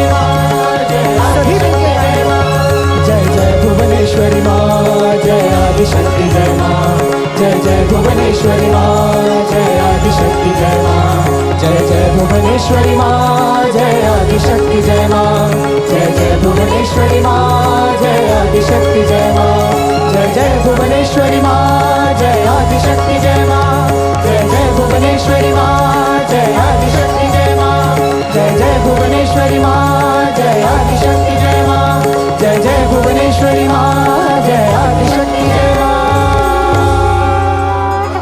बोलिए जगत जननी माँ भवानी की जय। सर्वश्री आशुतोष महाराज जी की जय। गौ माता की जय। आदरणीय कथा व्यास जी से अनुमति चाहेंगे भारतीय संस्कृति का वहन करते हुए दीप प्रज्वलन हेतु आज के प्रमुख यजमान जी को आमंत्रित करना चाहेंगे मंच के समीप। श्रीमती बिमला बाई जी एवं सुपुत्र श्री अमित अग्रवाल जी, श्रीमती कौशल्या देवी जी एवं सुपुत्र श्री विनोद बंग जी एवं प्रमोद बंग जी, मुख्य यजमान श्री नरसिंह दास जी, भगवान दास जी सारड़ा जी, श्री ताराचंद जी एवं कौशल्या देवी सोनी जी, श्री सनंत विक्की दास जी, श्री प्रशांत पोन दास जी, दैनिक यजमान श्रीमती अबंती बेहरा जी एवं श्री सर्वेश्वर बेहरा जी, श्रीमती रमतू बाई जी एवं श्री राजूराम कुमावत जी, श्री सूरज करण जी एवं किशोर सोनी जी, श्री बद्री प्रसाद ज्योति प्रसाद अग्रवाल जी एवं दैनिक प्रसाद यजमान श्री राजाराम कौशल मंत्री जी। आज के गणमान्य अतिथि भी, उनका भी हार्दिक अभिनंदन है। मंच के समीप आए दीप प्रज्वलन हेतु श्री मनोज डागा जी, पुरुषोत्तम जी मिश्र जी, श्री पवन कौशिक जी, श्री गोपी किशन जी एवं पुत्र श्री नितिन नावंदर जी, श्री गोपाल ब्रिज गोपाल राठी जी, श्री गोविंद गोपाल राठी जी, आप सभी का हार्दिक अभिनंदन है। मंच के समीप आए दीप प्रज्वलन हेतु आदरणीय कथा व्यास जी से आग्रह आगे की कथा का रसपान हम सभी को कराएं। धन्यवाद। आज ऋषि सुमेधा सुरत और समाधि को महामाया की महिमा श्रवण करवा रहे हैं। वह कहते हैं, तुम्हारे जीवन की ये दुविधा का मूल महामाया की उस विस्तार में निहित है। चलो सुरत और समाधि, आज तुम्हें अब मैं महामाया के प्रभाव की गाथा श्रवण करवाता हूं। और उस समय मुनि सुमेधा ने जिन गाथाओं को उन दोनों को श्रवण करवाया था, उसी को हम, उन्हीं लीला चरित्रों को हम दुर्गा सप्तशती के रूप में जानते हैं। आज उस दुर्गा सप्तशती का प्रथम चरित्र हम श्रवण करेंगे, जो रखा था मुनि सुमेधा ने सुरत और समाधि के समक्ष, और वेदव्यास जी सुना रहे हैं राजा जन्मेजय को। आज मुनि सुमेधा कहते हैं, बात उस समय की है जब चारों दिशाओं में प्रलय सागर का विस्तार था, चारों ओर जल ही जल था, अभी धरा ने आकार नहीं लिया था। और उस विस्तृत जल राशि में शेषनाग की शैया पर शयन कर रहे थे भगवान विष्णु, और दूसरी ओर कमल के आसन पर विराजमान थे ब्रह्मा जी। उस विस्तृत जल राशि में जहाँ पर भगवान विष्णु शयन कर रहे थे, एकाएक वहाँ एक घटना घटती है। भगवान विष्णु के कर्ण मैल से वहाँ दो भीम काय दैत्य आकार ले लेते हैं। उनका विशाल आकार है, काला वर्ण है, लंबे लंबे केश हैं, बड़े बड़े नख हैं, और वह एक दूसरे को हैरान होकर देख रहे हैं, आखिर वो कहाँ से प्रकट हो गए। कभी अपनी त्वचा को, अपने आप को हाथ लगाकर देख रहे हैं, कभी एक दूसरे को स्पर्श करके देख रहे हैं, और प्रश्न है आखिर हम कहाँ से उत्पन्न हो गए यहाँ पर। एकाएक उनका ध्यान जाता है आकाश मंडल में स्पंदित होते उस स्वर पर। उस मंत्र को ही पकड़ लेते हैं, उसे ही धारण करते हैं, और उस मंत्र का रटन करना प्रारंभ कर देते हैं। उसका जाप कर रहे हैं। यूं उस जाप में लीन हुए उन्हें कई वर्ष बीत जाते हैं। समय व्यतीत होता है, उनका जप जो है वो प्रगाढ़ होता चला जाता है, और करते करते एक दिन जब उनका तप जो है वो प्रचंड होता है, तो उस जलराशि में उन्हें एक स्वर सुनने को मिलता है। एक मधुर स्वर प्रस्फुटित होता है और वो कहता है, अरे मधु, अरे कैटब, नेत्र खोलो, देखो मैं तुम्हारे समक्ष हूँ। आज मधु और कैटब अपने नेत्र खोलकर देखते हैं, लेकिन उन्हें कोई दृष्टिगोचर नहीं हो रहा। आसुरी प्रवृत्ति थी तो कहने लगते हैं, आखिर कौन है जिसने हमारे तप में विघ्न डाला है? कौन है जो हमें मधु और कैटब कहकर पुकार रहा है? तभी देखते ही देखते वहां उस आकाश मंडल पर एक दिव्य रूप को धारण कर आदि शक्ति जगत जननी प्रकट हो जाती हैं। चेहरे पर स्मित हास्य है और नेत्रों से करुणा की वर्षा कर रही हैं। वह कहती हैं, मधु और कैटब, मैं हूँ, तुम मुझे ही तो इतने समय से पुकार रहे थे। लो, आज मैं तुम दोनों के समक्ष आ गई हूँ। मांगो तुम मुझसे क्या वरदान प्राप्त करना चाहते हो? अब मधु और कैटब सुनते हैं, वरदान? आसुरी वृत्ति है, इसलिए अब अपने स्वर को संभालते हैं और कहते हैं, महादेवी, अगर आप हमें वरदान देना चाहती हैं तो आप हमें इच्छा मृत्यु का वरदान दे दीजिए। जब तक हमारी इच्छा ना हो, हमारा अंत ना हो सके। आज जैसे ही माँ ने यह सुना, वरद हस्त उठाया, तथास्तु कहा और वहाँ से अंतर्धान हो गई। इधर मधु और कैटब को इच्छा मृत्यु का वरदान प्राप्त हो गया और इस वरदान को प्राप्त कर अब वह तो उन्मत्त हो गए।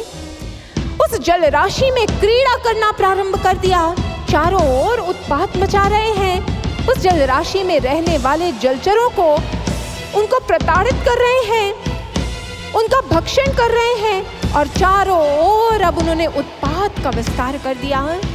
यूँ करते करते मधु और कैटब एक दिन एक स्थल पर पहुँचे और एकाएक कैटब ने कहा, भ्राता मधु, देखो जरा उधर देखो कितना विचित्र जीव बैठा है। 4 मुख है और वो 4 मुख वाला एक कमल के आसन पर बैठा है। आज तो बड़ा आनंद आएगा, इतने समय बाद ऐसा एक जीव देखा है। आज तो इससे युद्ध करेंगे और इसका भक्षण करेंगे। यही सोचकर वो दोनों उस स्थल की ओर बढ़ने लगे। और कमल के आसन पर कौन बैठा था भक्तों? कमल के आसन पर बैठे थे ब्रह्मा जी। जैसे ही आज ब्रह्मा जी के कर्णों में पच्चाप की ध्वनि पड़ी तो एकाएक ब्रह्मा जी ने नेत्र खोलकर देखे और अपने समक्ष 2 भीमकाय दैत्यों को देखा। आज जैसे ही उन विशाल काय दैत्यों को देख रहे हैं, ब्रह्मा जी तत्क्षण वहां से अंतर्धान हो गए, पहुंच गए भगवान विष्णु के समक्ष। उन्हें उनके बल का ज्ञान नहीं था, तो आज अब भगवान विष्णु के समक्ष पहुंच गए हैं और उनके चरणों में गुहार कर रहे हैं, उन्हें पुकार रहे हैं। भगवान विष्णु, हे देव, जागिए, नेत्र खोलिए, मेरी रक्षा कीजिए। न जाने इस जलराशि में तो भीमकाय दैत्य कहाँ से आ गए हैं। त्राहि माम प्रभु, त्राहि माम, रक्षतु प्रभु, रक्षतु, नेत्र खोलिए, मेरी रक्षा कीजिए। परंतु यह क्या, आज भगवान विष्णु, वह तो निद्रा में निमग्न है, नेत्र ही नहीं खोल रहे। ब्रह्मा जी एक बार फिर प्रयास करते हैं, प्रभु पीतांबरधारी, देखिए, आपका कार्य मेरा पालन करना है, इस सृष्टि की रक्षा करना है। जागिए प्रभु, जागिए, उन 2 दैत्यों से मेरी रक्षा कीजिए।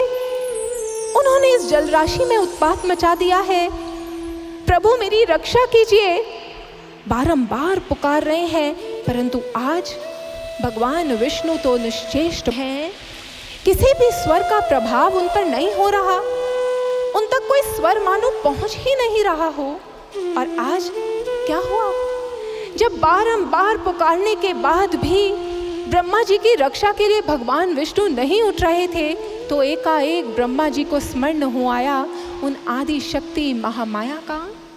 आज उन परा अम्बा का स्मरण करते हैं, उनके चरणों में शरण प्राप्त करते हैं, अपने ध्यान को एकाग्र करते हैं और कहते हैं, हे माँ, तुमने ही तो हमें आकार दिया है, तुम ही तो हमारी आधारभूता हो। आज मैं संकट में हूँ माँ, आज मैं संकट में हूँ। वो दोनों दैत्य मेरा अंत करने के लिए बढ़ रहे हैं। आज तुम ही आकर मेरी रक्षा करो माँ, तुम ही मेरी रक्षा करो, मुझे इस संकट से उबारो। मैं तुम्हारी ही तो संतान हूँ, और संतान जब जब माँ को पुकारता है, माता तो सुनती है ना। हे माँ, क्या तुम भी मेरे जीवन का रक्षण नहीं करोगी? माँ, तुम ही भगवान विष्णु को इस निद्रा से उठाओ। हे माँ, अपनी इस कृति का रक्षण करो। हे माँ, अपनी इस कृति का रक्षण करो। आज जैसे ही ब्रह्मा जी के हृदय से यूं आर्त स्वर उठे, बारंबार जब उन्होंने माँ को पुकारा, तो वह माँ, वह तो अपनी संतानों की एक एक पुकार को सुनती है। भक्तों, वह कैसे ना कुछ करती, वह कैसे ना कृपा का विस्तार करती। आज माँ ने अपनी कृपा का विस्तार किया, और देखते ही देखते माँ ने भगवान विष्णु के ऊपर से वो जो निद्रा का प्रभाव था उसे समेट लिया। देखते ही देखते भगवान विष्णु ने अपने नेत्र खोले। आज भगवान विष्णु ने जैसे ही अपने नेत्र खोले, अपने समक्ष देख रहे हैं ब्रह्मा जी को। ब्रह्मा जी की भाव भंगिमा गंभीर है, भयभीत हो रहे हैं। भगवान विष्णु ने कहा, पितामह ब्रह्मा, आप यूं चिंतित क्यों हैं? कब से यहाँ खड़े हैं? क्या हुआ? आज पितामह ब्रह्मा कहने लगे, भगवान विष्णु, मैं कब से आपको पुकार रहा हूँ। आप तो गहन नींद में थे। ये तो धन्य है, कृपा है उन माँ की, उन्होंने ही आपको इस निद्रा के प्रकोप से मुक्त किया है। आप जानते हैं, इस जल राशि में 2 भीमकाय दैत्य आ गए हैं, और वो दैत्य मेरा अंत करने के लिए मेरी ओर बढ़ रहे थे। उनसे बचता हुआ मैं आपकी शरण में आया, परंतु प्रभु, आप तो निश्चेष्ट थे। अब मेरी रक्षा कीजिए। अभी इतना सुनना ही था कि उस जल राशि में एक स्वर भगवान विष्णु को सुनाई देता है। दूर से एक स्वर उठ रहा है। 2 दैत्य जोर जोर से हंस रहे हैं और कह रहे हैं, अरे ओ 4 मुख वाले, तू हमसे बचता हुआ यहाँ आ गया। तूने सोचा हम तुझ तक नहीं पहुँच पाएंगे? देख, हम यहाँ पर भी आ गए हैं, और अब हम तेरे साथ युद्ध करेंगे और तेरा भक्षण करेंगे। आज मधु ने कहा, भ्राता कैटभ, देखो, ये 4 मुख वाला 4 भुजाओं वाले की शरण में आया है। अब तो और आनंद आएगा। आज पहले इन दोनों के साथ युद्ध करेंगे और फिर इनका भक्षण करेंगे, इनका आहार करेंगे। बहुत आनंद आएगा। जैसे ही भगवान विष्णु ने यह सुना, तो आज भगवान विष्णु क्रोध में भरकर कहते हैं, मधु और कैटभ, बस, तुम हमारा भक्षण करोगे। तुम्हारी जीवन लीला का अंत अभी कुछ ही क्षणों में मैं कर दूंगा। युद्ध करना चाहते हो ना, तो आओ मेरे साथ युद्ध करो। आज जैसे ही यह सुना, मधु और कैटभ तो आनंदित है, क्योंकि उन्हें इच्छा मृत्यु का वरदान है। आज वह दोनों बढ़ते चले जाते हैं और वहां पर युद्ध छिड़ जाता है। मधु और कैटभ एक एक करके भगवान विष्णु के साथ युद्ध करना प्रारंभ करते हैं। कभी मधु युद्ध कर रहा है, भगवान विष्णु पर प्रहार कर रहा है, और भगवान विष्णु भी अपने पूरे पराक्रम के साथ युद्ध में डटे हुए हैं। कुछ क्षणों बाद थक कर मधु बैठ जाता है। अब कैटभ युद्ध करने लगता है। यूं वहां पर युद्ध छिड़ जाता है। कभी भगवान विष्णु हावी होने लगते हैं, कभी मधु और कैटभ का पराक्रम बोलने लगता है, और यूं वो युद्ध चलता ही चला जा रहा है। भगवान विष्णु उनका अंत करने का प्रयास कर रहे हैं, परंतु उनका संपूर्ण बल जो है उसके द्वारा भी वो उनका अंत नहीं कर पा रहे। तो आज वो सोचने लगते हैं, आखिर ऐसा क्या है इन दोनों के पास, किसकी कृपा से ये इतने दीर्घ समय से मुझसे युद्ध कर रहे हैं। बस इस विचार को कर अब वह एक युक्ति का प्रयोग करते हैं। वह कहते हैं, ठहरो मधु और कैटभ, ठहरो। तुम दोनों मुझसे युद्ध कर रहे हो, परंतु ये तो नीति के विरुद्ध है। मैं अकेला ही तुम दोनों से युद्ध कर रहा हूँ। मुझे कुछ समय का विश्राम चाहिए।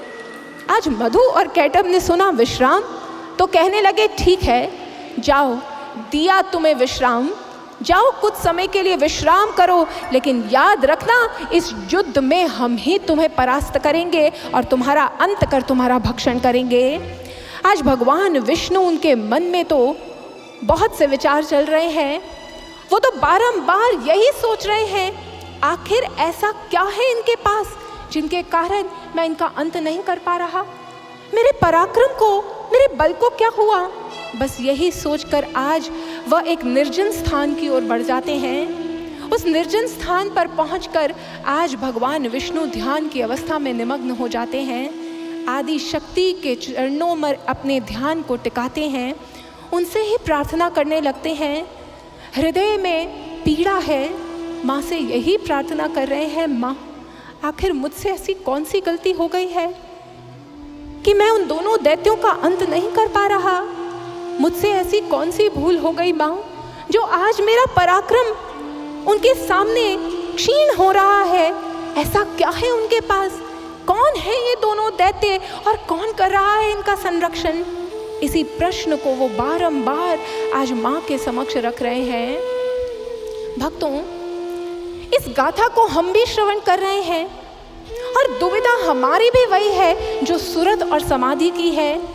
ऐसे दुविधा के पलों में सुमेधा ऋषि ने ये गाथा क्यों श्रवण करवाई सुरत और समाधि को, और इसका क्या मंतव्य है हमारे जीवन के साथ, इसका क्या कनेक्शन है? आइए भक्तों, जब भगवान विष्णु खोज रहे हैं अपने प्रश्नों का उत्तर, तो हम भी इन प्रश्नों का उत्तर खोजते हैं, टटोलते हैं इस कथा को थोड़ा सा। मधु और कैटब, हमारे जीवन जो विकल है, हमारा जीवन जिसके अंदर बार बार हम उन्हीं आसक्तियों की ओर बढ़ते हैं, उन्हीं रिश्ते नातों के साथ वो सूक्ष्म डोर हमें बांध के रखती है, उसका कारण है मधु और कैटब। मधु और कैटब ये दोनों नाम अपना परिचय दे रहे हैं। मधु क्या है? ये मधु शब्द अगर आप इसके अर्थ को खोजेंगे तो मधु मीठा, इसका अर्थ होता है मीठा। वह जिसका सेवन करने पर हम बार बार उसका सेवन करने की ओर बढ़ें, वह है मधु। और ये द्योतक है मानव के भीतर पनपने वाली राग की वृत्ति की। ये राग क्या है भक्तों? ये राग क्या है? महर्षि पतंजलि कहते हैं, सुख अनुशायी रागः।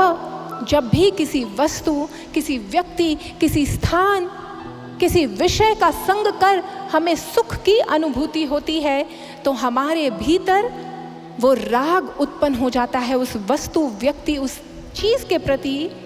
और अब जब कभी भी दुखद परिस्थिति आती है, लो पॉइंट आता है, लो फेज आता है, तो मन बार बार उसी वस्तु, उसी व्यक्ति, उसी चीज़ की ओर बढ़ने के लिए कहता है। इंसान बार बार उन्हीं स्मृतियों में जाता है जहाँ पर उसे कभी सुख की अनुभूति हुई थी। वो आज की स्थिति को नहीं देखता, वो उसी स्थिति को देखता है जब उसे सुख की अनुभूति हुई थी। यूं हर इंसान के जीवन की गति क्या है? वो उन वस्तुओं के पीछे भागता रहता है, दौड़ता रहता है जिनसे उसे कभी सुख की प्राप्ति हुई थी। वो ऐसे लोगों का संग करना चाहता है जिनके साथ बैठ के उसे अच्छा लगा था। यूँ हर इंसान के जीवन में एक लंबी लिस्ट है, मुझे यहाँ जाना पसंद है, मुझे ये पहनना पसंद है, मुझे ये खाना पसंद है, मुझे ये वस्तु ही चाहिए। ये है उसके लाइक्स। और मधु का ही एक जुड़वा भाई है, वो कौन है? कैटब। ये कैटब कौन है? कैटब अर्थात कड़वा, कटु। वह दृश्य, वह लोग, वह स्थान जहाँ जाकर हमें कटु भावना मिलती है, दुख होता है, उनके साथ हमारा द्वेष हो जाता है। और यही है कैटब, द्वेष की प्रवृत्ति। इंसान ऐसी वस्तुओं, ऐसे लोगों, ऐसी चीज़ों को अपने जीवन में स्थान नहीं देना चाहता। यूँ सारे जीवन की गति क्या हो जाती है?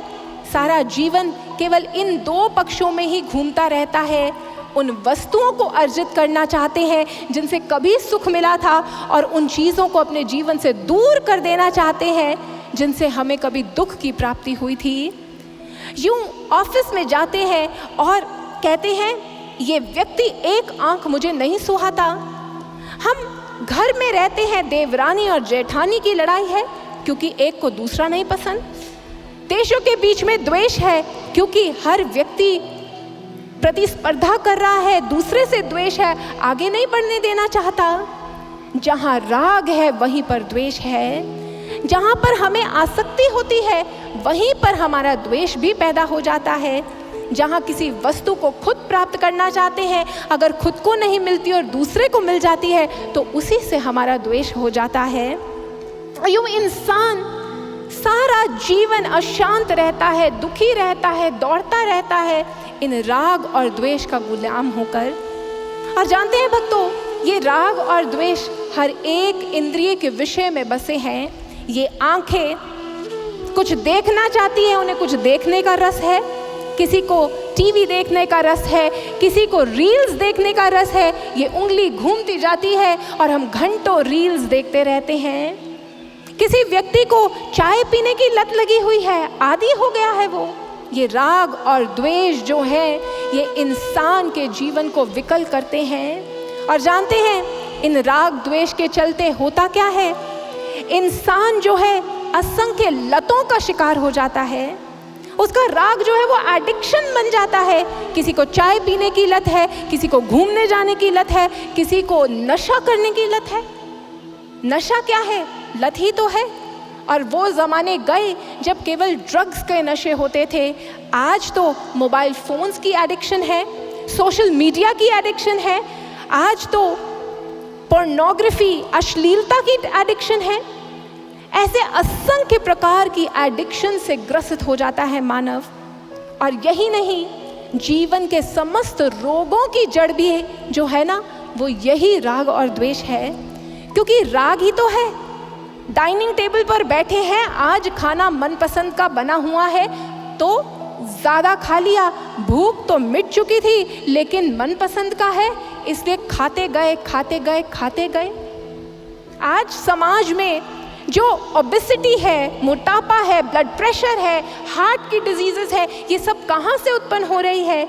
मानव की आसक्ति, उसका राग, उसका ये मधु ही उसे रुकने नहीं देता। एक बूंद मिठास की खाई है तो एक और बूंद चाटनी है, फिर एक और बूंद चाटनी है, फिर एक रोटी और खा लेनी है। जो मनपसंद का है उसको खाते चले जाना है। और जानते हैं मानसिक रोगों की जड़ क्या है? ये द्वेष। किसी के साथ द्वेष है तो 24 घंटे उसका अहित कैसे हो, वो मुझसे आगे कैसे बढ़ रहा है, उसे कैसे उपलब्धि हो रही है, यही चलता रहता है। मुझसे मेरी वस्तु कहीं छिन ना जाए, यही चलता रहता है। और इसी के चलते माइंड में स्ट्रेस है और लाइफ डिस्ट्रेस्ड है, दिमाग में स्ट्रेस है और जीवन विकल है। और जानते हैं घाटा किसको होता है? इन राग और द्वेष के पीछे लगकर जीवन की घड़ियां बीत रही हैं और घाटा हमें होता है। घाटा किसका? वो अनमोल खजाना जो उस भगवती ने हमें दिया है, उस खजाने को हम खो बैठते हैं। वो खजाना जानना चाहते हैं क्या है? वो खजाना है सुरत और समाधि। आप कहेंगे सुरत और समाधि खजाना कैसे हो सकते हैं? वो तो दो पात्र हैं जो ये कहानी सुन रहे हैं। लेकिन भक्तों, आपको कल भी बताया था, हमारे उन महर्षियों ने, हमारे उन मनीषियों ने ये जो गाथाएं लिखी हैं ना, बड़ी अलंकारिक हैं। सुरत और समाधि, उनका ही घाटा हर एक इंसान को हो रहा है जो इस राग द्वेष में पड़कर अपने जीवन को खोते जा रहे हैं। सुरत कौन है? सुरत ये नाम संकेत कर रहा है सु जमा रथ। रथ कहा गया है इस मानव की देह को उपनिषदों में। और ये सुरथ है, श्रेष्ठ रथ है, क्योंकि इस रथ को, इस मानव देह को जिसने प्राप्त कर लिया, उसने 84 लाख योनियों के बाद जब इस मानव देह को प्राप्त किया है, तो इसे प्राप्त करके वो इस आवागमन के चक्र से हमेशा हमेशा के लिए मुक्त हो सकता है। इसीलिए तो हमारे शास्त्रों ने इस सुरथ की, इस मानव देह की महिमा गाई। बड़े भाग्य मानुष तन पावा, सुर दुर्लभ सब ग्रंथई कावा, साधन धाम मोक्ष कर द्वारा, पाई न जेहि पर लोक सवारा। ये देह समस्त देहों में सर्वश्रेष्ठ है। ये अंतिम पड़ाव है उस 84 लाख योनियों का। और इस पड़ाव को प्राप्त कर मानव उस ब्रह्मत्व को प्राप्त कर सकता है। ये मोक्ष का साधन है। परंतु राग द्वेष में लिप्त हुए, संसार में ईर्ष्या द्वेष और आसक्तियों में पड़े हुए हम ये भूल ही जाते हैं कि इस देह का कार्य क्या था। हम इस देह को ही अब्यूज कर लेते हैं। इस देह के बारे में कहा गया, शरीर माध्यम खलु धर्म साधनम, ये उस धर्म को, उस परमात्मा को प्राप्त करने का साधन है, उस भगवती के साथ जुड़ करके आवागमन के चक्र से मुक्त होने का साधन है। परंतु इस देह को हमने रोगों से ग्रस्त कर लिया है, इस देह को हमने असंख्य विकारों में झोंक दिया है और नतीजा क्या है? देह दुर्बल हो गई है और हमारे हाथ से हमारी ये अनमोल देह रूपी पूंजी जो है वो शने शने खत्म होती जा रही है। और जब ये शने शने खत्म हो रही है तो साथ में ही खत्म क्या हो रहा है? दूसरा ट्रेजर जो ये देह लेकर आई है वो क्या है? समाधि। सूरत को मिले थे समाधि। समाधि क्या है? हमने एक सर्वे करवाया था दिल्ली में और उसमें लोगों से पूछा ये समाधि क्या होती है। तो जानते हैं, अल्प ज्ञान होने के कारण युवाओं ने कहा समाधि वो होती है जो राजघाट पर बनी हुई है। परंतु भक्तों, आप जानते हैं मानव देह में जो सर्वोत्कृष्ट ऊंचाई एक मानव छू सकता है, जिस अवस्था को प्राप्त करना हम सबका जन्म सिद्ध अधिकार है, वह अवस्था जहाँ पर मन के वेग रुक जाते हैं और जहाँ पर हम आत्मा परमात्मा के साथ एक हो जाती है और इंसान अपने समस्त दुखों से मुक्ति प्राप्त कर एक कमलवत जीवन को प्राप्त करता है, वो अवस्था है समाधि। इस देह में उसकी प्राप्ति संभव है। हमारे ऋषि मनीषियों ने ही केवल उस समाधि की अवस्था को प्राप्त नहीं किया, साधारण आपके और हमारे जैसे लोगों को भी जब जीवन में उनके सद्गुरु आए तो उन्होंने उन्हें समाधि की अवस्था दी और वो जीवन मुक्त हो गए। यहाँ पर बस एक उदाहरण लूंगी। विदेश के योगानंद परमहंस के एक शिष्य जिनका नाम जेम्स लिन था, बहुत बड़े बिजनेस टाइकून थे, बहुत सा धन अर्जित किया था, एक सेल्फ मेड बिजनेस टाइकून थे, एक किसान के पुत्र थे, लेकिन अपनी मेहनत से इतना बड़ा एम्पायर खड़ा किया था। वो लिखते हैं कि मेरे पास किसी भी चीज़ की कमी नहीं थी, एक विशाल एम्पायर मैंने बनाया था, लेकिन मैं बहुत अधीर था, डिप्रेशन का शिकार था, बहुत क्रोध था मेरे जीवन में। लेकिन जब मेरे जीवन में योगानंद परमहंस आए, उन्होंने मुझे उस ईश्वर के दर्शन करवाए, उस ईश्वर के दर्शन करवाए तो फिर मैंने अपने जीवन में ध्यान की उस गहराई को प्राप्त किया, उस गहन ध्यान में उतरकर उस जीवन मुक्त अवस्था को प्राप्त किया। और जानते हैं, उस समय मेरे हृदय की समस्त कुंठाएं दूर हो गई। वो बाद में भी बिजनेस टाइकून ही रहे, लेकिन योगानंद परमहंस जी ने उनकी तन्मयता को देखकर उन्हें नाम दे दिया राजश्री जनकानंद का। कहा तुम इस युग के जनक हो, वो जनक जिसने राज्य भी भोगा और वह कभी भी इस राज्य में लिप्त नहीं रहे, वो सुख दुख से ऊपर सदैव उस आनंद में स्थित रहे। भक्तों, इन राग द्वेष में पड़कर अपने जीवन को खत्म करना हमारे जीवन की नियति नहीं है। हाँ, हम महान हैं क्योंकि हमें ये मानव तन मिला है, परंतु आप सब जानते हैं ये मानव तन जो है ये श्रेष्ठ है। लेकिन आपको पता है आजकल बड़ी सारी एप्लीकेशंस आती हैं फ़ोन में, उनके अंदर 2 वर्जन्स होते हैं। एक होता है बेसिक वर्जन। अभी जो मानव तन मिला है ना, ये बेसिक वर्जन में काम कर रहा है, जिससे हम खा रहे हैं, पी रहे हैं, सो रहे हैं, उठ रहे हैं, सोच रहे हैं, संसार का भोग कर रहे हैं। ये बेसिक वर्जन है, इसमें बहुत सारे फीचर्स अभी अनलॉक नहीं हुए हैं। इसी मानव देह का एक प्रीमियम वर्जन है। उस प्रीमियम वर्जन को जिसने प्राप्त कर लिया, उस प्रीमियम वर्जन का प्रीमियम जिसने भर दिया, जिसके हाथ वो प्रीमियम वर्जन लग गया, उसके जीवन में किसी भी चीज़ का असंभव होना हो ही नहीं सकता। सब कुछ वो संभव कर लेता है क्योंकि वो इस मानव देह के संपूर्ण पोटेंशियल को जागृत कर लेता है। इसीलिए हमारे महापुरुष मानव समाज को चेताते हैं कि तुम्हें एक महान मानव का तन मिला है। ये मानव का तन प्राप्त कर तुम अपने भीतर उस ब्रह्म को प्राप्त कर सकते हो, उस ब्रह्म स्वरूप को प्राप्त कर सकते हो। यह तुम्हारा लक्ष्य है। लेकिन याद रखना, इस काया तक यदि सीमित रहे, इसके सुख दुखों में यदि पड़े रहे, तो ये भी याद रखना कि ये दुर्लभ तन है, दुर्लभ है ये मानव तन, लेकिन ये क्षण भंगुर भी है, ये मिट्टी का भी है, ये फ्रजाइल भी है, ये एक दिन हाथ से छूट जाएगा। इसलिए वो चेता रहे हैं, मानव समाज को जगा रहे हैं, और क्या कह रहे हैं आइए हम सुनते हैं।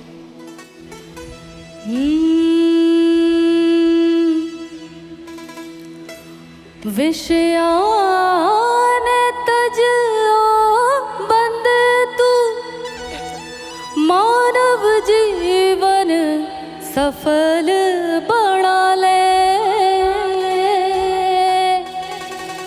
मौको ना हर बार तू पावे, इस अवसर रो लाभ उठा ले, उठा ले।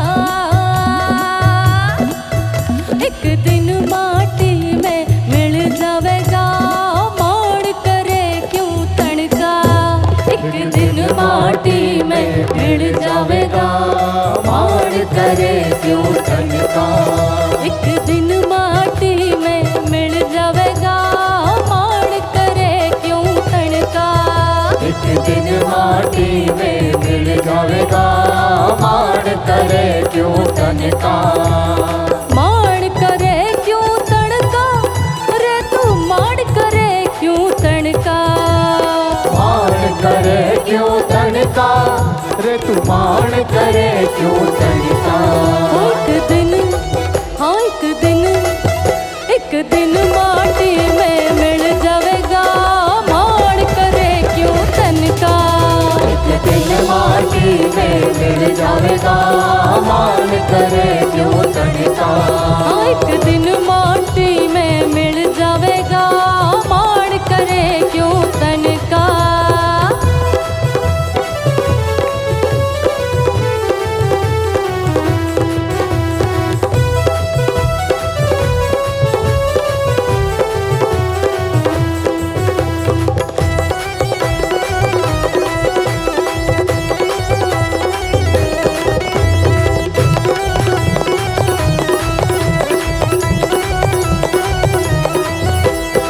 पांच तत्व रो पिंजरो तेरो, पांच तत्व रो पिंजरो तेरो, जिसमें थाने पंछी घेरो, जिसमें थाने पंछी घेरो, पांच तत्व रो पिंजरो तेरो, जिसमें थाने पंछी घेरो, तोड़ के वो तोड़ के वो तोड़ के पिंजरा निकल जावेगा, रे मान करे क्यों तनका, पिंजरा निकल जावेगा, मान करे क्यों तनका, एक दिन माटी में मिल जावेगा, मान करे क्यों तनका, एक दिन माटी में मिल जावेगा, मान करे क्यों तनका। तालियां चलती रहे सभी की। हाँ जी, पीछे वाले ऊपर हाथ, दोनों हाथों को ऊपर करते हुए, आहा क्या बात।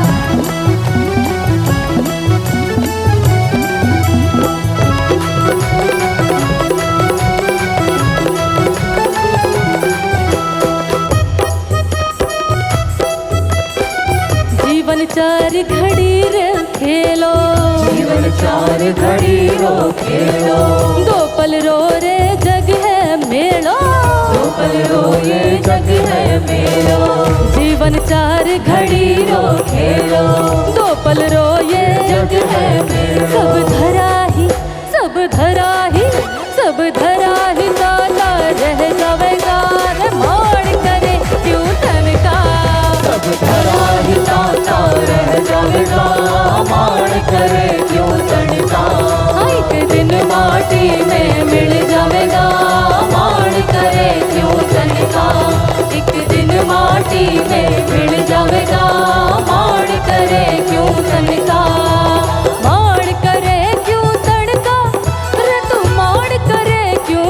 तनका, मान करे क्यों तनका, रे तू मान करे क्यों तनका।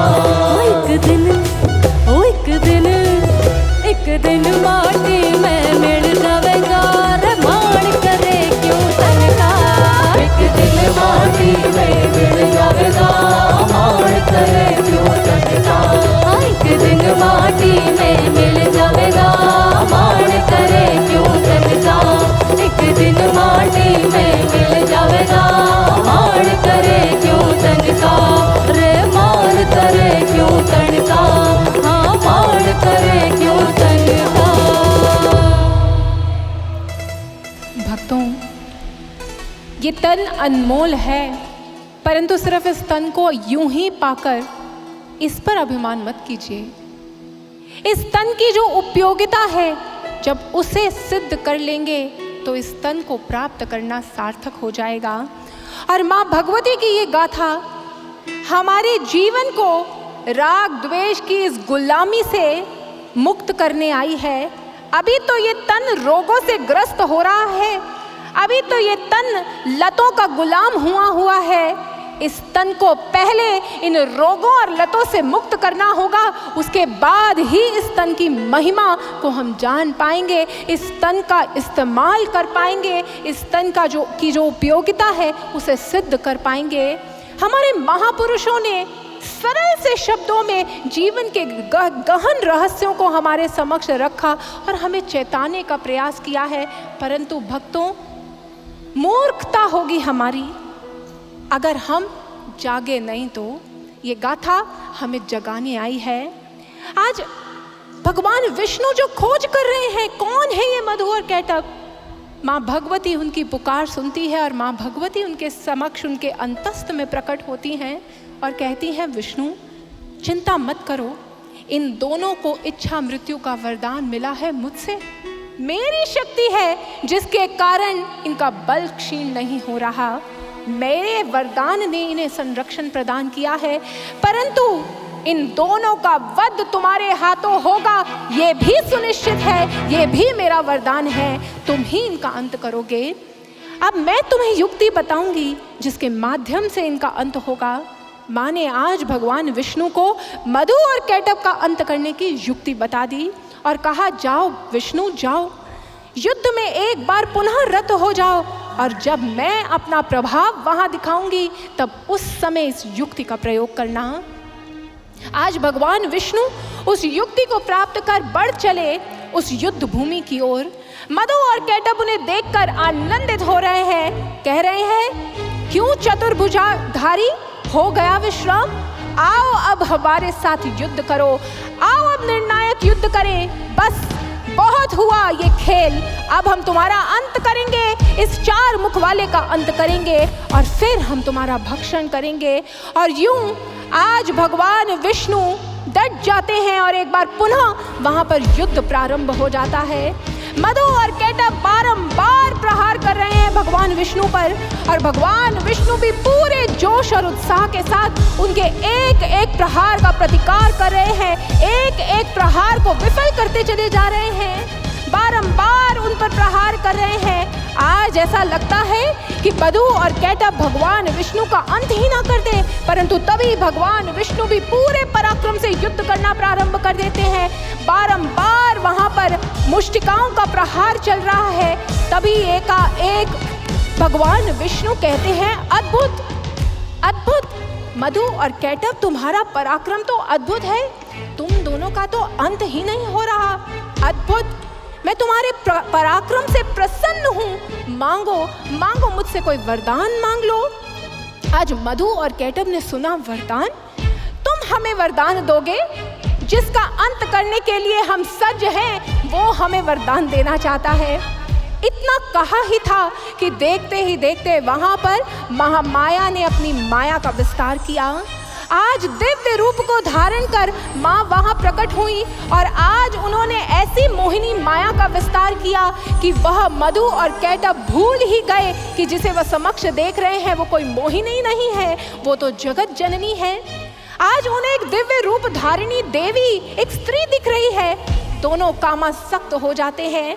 भगवान विष्णु समझ जाते हैं माँ ने अब लीला का विस्तार कर दिया है और भगवान विष्णु कहते हैं, मधु और कैटभ, हाँ मैं तुम्हें वरदान देना चाहता हूँ, मांगो मांगो, मुझसे कोई वरदान मांग लो, जो मांगोगे वो दूंगा।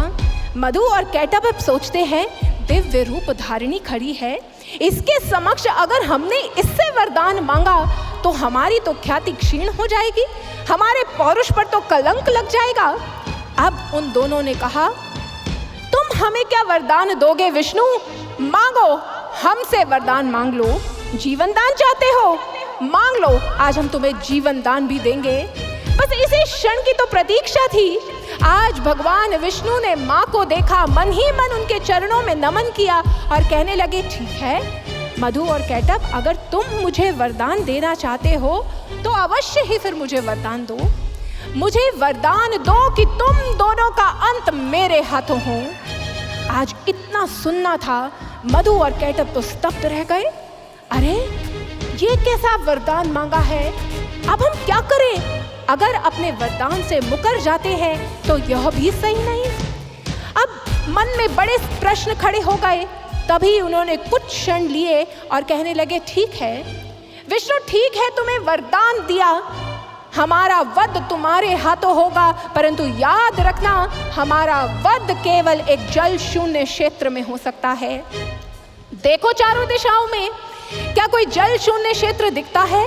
चारों ओर प्रलय सागर है, तुम हमारा वध कभी नहीं कर सकते। इतना सुनना था कि भगवान विष्णु ने महामाया की ओर देखा और आज महामाया ने इशारा किया और भगवान विष्णु ने अपना आकार विस्तृत करना प्रारंभ कर दिया। ऊंचा ऊंचा गगनचुंबी आकार धारण कर लिया भगवान विष्णु ने। मधु और कैटभ देख रहे हैं, ये क्या हो रहा है, ये कैसी लीला है, ये कितना ऊंचा हो गया। देखते ही देखते भगवान विष्णु ने मधु और कैटभ को अपने हाथ में उठा लिया। आज मधु और कैटभ को अपने हाथों में उठाया हुआ है। उन दोनों को कहते हैं, मधु और कैटभ, अब तुम्हारा अंत सुनिश्चित है, अब मैं तुम्हारा अंत करूंगा। मधु और कैटभ अभिमानी हैं, बुद्धि भ्रष्ट हो चुकी है। कहते हैं, कहाँ है वो जल शून्य क्षेत्र, कहाँ करोगे हमारा वध? तुम हमारा वध नहीं कर सकते। इस संपूर्ण सृष्टि में कोई हमारा अंत नहीं कर सकता, कोई हमारा अंत नहीं कर सकता। आज इतना सुनना था कि भगवान विष्णु ने अपनी जंघा को विस्तृत कर दिया। आज उन दोनों के मस्तक को अपनी मुष्टिकाओं में पकड़ लिया और मुष्टिका को रख दिया अपनी जंघा पर और अब कहा, देखो मधु और कैटभ, देखो है ना ये जल शून्य क्षेत्र, इस जल शून्य क्षेत्र में अब मैं तुम्हारा अंत करूंगा, इस जल शून्य क्षेत्र में तुम्हारा अंत होगा। मधु और कैटभ त्राहिमाम करने लगे, परंतु प्रभु कहाँ रुकने वाले थे। प्रभु ने अपने सुदर्शन चक्र को आज्ञा दी, 2 सुदर्शन चक्र प्रकट हो गए। आज द्रुत गति से वो सुदर्शन चक्र घूमने लगे और देखते ही देखते मधु और कैटभ का सर धड़ से अलग हो गया, उनकी जीवन लीला का अंत हो गया। आज भगवान विष्णु ने मधु और कैटभ की जीवन लीला का अंत कर दिया। माँ ने उन्हें दिव्य युक्ति दी थी और उस दिव्य युक्ति का प्रयोग कर उन्होंने मधु और कैटभ का अंत कर दिया। भक्तों, उस समय तो आनंद की लहर दौड़ गई थी, सब आनंदित थे और हर बार दुर्गा सप्तशती में जब यह लीला पढ़ी जाती है तो माँ के भक्त भी आनंदित होते हैं। परंतु भक्तों, आज उस आनंद उत्सव को मनाने में कुछ विलंब करेंगे, क्योंकि हर बार तो हम केवल कहानी पढ़ के ही आनंद मना लेते हैं। उस समय तो मधु और कैटभ का अंत प्रभु ने कर दिया था माँ की कृपा से, परंतु हमारे जीवन का मधु कैटभ का अंत तो हुआ नहीं, हमारे जीवन के राग और द्वेष तो गए नहीं। इतने वर्ष हो गए हैं दुर्गा सप्तशती पढ़ते पढ़ते। आज हम आनंद उत्सव तब मनाएंगे जब हम भी युक्ति को जान जाएंगे। इसलिए होल्ड ऑन, रुकिए, अभी सुनिए वो युक्ति क्या है जिससे हमारे जीवन के राग और द्वेष का अंत भी संभव है। हमारे ऋषि मनीषियों ने ऐसे ही बातें नहीं लिखी, ऐसे ही कहानियां नहीं बनाई कि कहानी सुने, आनंद मनाएं और फिर घर लौट जाएं, वापस उसी जीवन को जीने लग जाएं।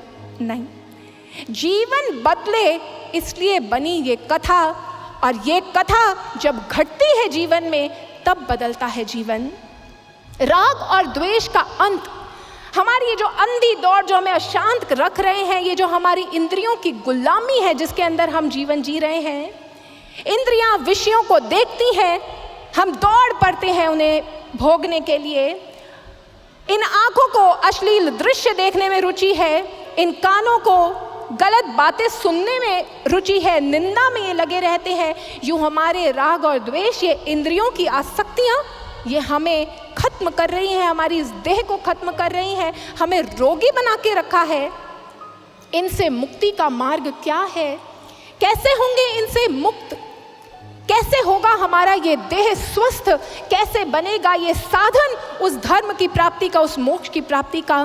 क्या है निरोगी काया, निरोगी मन और स्वस्थ जीवन का रहस्य? कैसे हो इन राग द्वेष से मुक्ति? इस राग द्वेष से मुक्ति का रहस्य जो है वो है भगवान विष्णु का विस्तृत हो जाना, भगवान विष्णु का विस्तृत होना और अपनी जंघा पर मधु और कैटब का अंत करना। कौन है भगवान विष्णु? भगवान विष्णु सत्व गुण का द्योतक हैं, सात्विक जीवन और सात्विक चिंतन। सात्विक जीवन और सात्विक चिंतन जब होता है तो हम सब जानते हैं, सात्विक खाना खाते हैं, घी की सब्जी खाते हैं, तोरी की सब्जी खाते हैं, जंक फूड नहीं खाते तो तन स्वस्थ होता है। सात्विक चिंतन होता है तो ध्यान एकाग्र होता है, भक्ति में रंग लगता है। जानते हैं ना आप सब, जब सत्व गुण का वर्धन एक इंसान के अंदर होता है, वो सात्विकता का वर्धन होता है, तब राग और द्वेष का अंत होता है। प्रभु की विस्तृत जंगा क्या है? वैराग्य है प्रभु की विस्तृत जंगा। जब इंसान इस संसार की आसक्तियों से मन को मोड़कर उस भगवती के चरणों में लगाता है तो वैराग्य, वो वैराग्य का विस्तार होता है। और जहाँ वैराग्य है वहाँ राग नहीं है, जहाँ वैराग है वहाँ पर राग नहीं है, वहाँ आसक्तियाँ नहीं है, वहाँ तो केवल उस भगवती के साथ अनुराग है, उनके चरणों में प्रीति है। परंतु ये सात्व गुण का विस्तार, आप अपने जीवन में सात्विक हो जाएं, ऐसा प्रयास बहुत लोग करते हैं, लेकिन फिर भी समय बीतता है, समय व्यतीत होता है, राग और द्वेष फिर हावी होने लगते हैं। इंद्रियों की आसक्तियां फिर हमें उन विषयों में खींचती है। क्यों खींचती है? क्योंकि सत्व गुण के विस्तार का एक आधार है। वो आधार क्या है? वो आधार है भगवती। इस संसार से वैराग्य तो हमारे भीतर उत्पन्न होता है। जब कोई हमारे अपने की मृत्यु हो जाती है, जब हमें कोई रोग लग जाता है, वैराग हो जाता है, वैरागी हो जाते हैं, मन में बहुत वैराग्य उठता है, सब कुछ बेकार लगने लगता है, संसार नश्वर लगने लगता है। पर समय बीतता है, शमशान भूमि से अपने प्रिय जनों को छोड़कर आते हैं, उनकी चिता को आग लगा के आते हैं, हृदय में बड़ी पीड़ा होती है, लेकिन जैसे ही संसार में आते हैं कुछ चंद दिन लगते हैं, वापस राग और द्वेष हावी हो जाते हैं हम पर, होते हैं ना। इसीलिए हमारे महापुरुषों ने कहा ये तो शमशान वैराग्य है, क्षणिक वैराग्य है। क्षणिक वैराग्य, कुछ समय के लिए वैरागी हुए लेकिन फिर राग और द्वेष हावी हो गए। ऐसा वैराग्य नहीं, ऐसी सात्विकता नहीं। उस समय सब कुछ छूट जाता है। नवरात्रे आते हैं, हम सारा कुछ जो गलत आहार है उसे छोड़ देते हैं, सात्विक हो जाते हैं। कोई अनुष्ठान करते हैं, कोई डिसिप्लिन फॉलो करते हैं, कोई चलिया करते हैं, कोई 75 हार्ड चैलेंज ले लेते हैं, तो 75 दिनों के लिए उस चलिए के लिए सात्विक हो जाते हैं। ऐसा सत्व नहीं। वह सत्व जो स्थिर हो, वह वैराग्य चाहिए जो वैराग्य कभी भंग ना हो। और वो वैराग्य केवल ईश्वर की बातों से नहीं होता, वो वैराग्य तब उत्पन्न होता है जब हम अपने भीतर स्थित उस भगवती के साथ जुड़ते हैं, उसे जानते हैं, और यूं स्वस्थ जीवन, निरोगी काया और श्रेष्ठ चिंतन का आधार हमारे महापुरुष उद्घाटित करते हैं। दिव्य गुरु श्री आशुतोष महाराज जी ने एक बार बताया था, महाराज जी ने प्रश्न किया, स्वास्थ्य की परिभाषा जानती हो? हमने कहा महाराज जी हमें नहीं पता। महाराज श्री ने कहा, स्वस्मिन् तिष्ठति इति स्वस्थः, जो स्व में स्थित है वही स्वस्थ है, वही निरोगी है, वही श्रेष्ठ चिंतन को प्राप्त करता है। स्व क्या है भक्तों? कौन सा स्व? स्व अर्थात self. Self, what is this self? हमारी रियल सेल्फ क्या है? कौन है आप? मैं आपसे पूछती हूं, कौन है आप? परिचय दीजिए अपना। जब खुद से जुड़े होंगे ना, जब अपने भीतर स्थित उस शक्ति से जुड़े होंगे तो इन राग द्वेष से मुक्ति मिल जाएगी। पर पहले ये बताइए, आप कौन हैं? दीजिए इस प्रश्न का उत्तर। Who are you? कौन है आप? बताइए। हमारे महापुरुषों ने मानव समाज से यही प्रश्न पूछा और मैं भी आपसे ये प्रश्न पूछती हूं, कौन है आप? बताइए। आप कहेंगे मेरा नाम सुरेश है, मेरा नाम लता है। जब हमसे कोई पूछता है हु आर यू, तो हम यही कहते हैं ना, अपने नाम का परिचय दे देते हैं। लेकिन एक प्रश्न, अब इसका उत्तर दीजिए। अगर आपका नाम सुरेश ना होकर, या जो भी आपका नाम अभी है वो ना होकर कुछ और होता, तो क्या आप बदल जाते? बताइए। हम तो अपने आप को यही जानते हैं ना, यही हमारा सेल्फ है। इसी नाम के तो को बढ़ाने के पीछे तो लगे हैं हम। लेकिन अगर वो नाम कुछ और होता तो क्या हम बदल जाते? नहीं बदलते। तो फिर हम कौन हैं? फिर प्रश्न करती हूं, हु आर यू? कौन है आप? कौन है आप? आप कहेंगे ये देह, ये 5 foot 6 inch, 5 foot 10 inch, 5 foot 11 inch की ये जो देह है ना, ये मेरा परिचय है। सही बात है, हम ये कहेंगे ना, ये शरीर इसका एड्रेस है, सुरेश, रमेश, लता, इसका एड्रेस है। नहीं भक्तों, एक बात बताओ, जब आपने जन्म लिया था क्या आपका शरीर ऐसा ही दिखता था? इतने छोटे से बालक थे, वो शरीर बदल गया। ये बॉडी हर समय बदल रही है, अपने सेल्स को शेड कर रही है। आज हम जैसे दिखते हैं कल वैसे नहीं दिखेंगे, तो ये शरीर कैसे हमारा परिचय हो सकता है? कैसे ये हमारा सेल्फ है? नहीं है, ये तो बदल रहा है। ये बदल भी जाएगा, हम वृद्ध भी हो जाएंगे, झुर्रियां भी पड़ जाएंगी, तो भी हम बदल जाएंगे क्या? नहीं। तो कौन है जो कह रहा है ये मेरा शरीर है, ये मेरा नाम है? विचारिए, कौन है आप? आप कहेंगे मैं विचार हूं। मेरा एक यूनिक सोचने का तरीका है, एक ढंग है, मैं वो विचार हूं। परंतु भक्तों, एक बात बताओ, विचार तो आज कुछ है, आप कथा सुन रहे हो, कल कुछ और हो जाएंगे। कल कोई और विचार होंगे कथा सुन के, आज कोई और विचार होंगे, कल कोई और हो जाएंगे। 4 किताबें पढ़ लोगे तो विचार बदल जाएंगे। तो फिर कौन है जो कह रहा है मेरे विचार मेरी पहचान है? कौन है? पूछिए अपने आप से, पूछिए, सोचिए जरा। चलिए मैं आपकी दुविधा का निवारण करती हूं। आप सबके पास फोन है ना, मोबाइल फोन है ना? अगर मैं आपका मोबाइल फोन ले लूं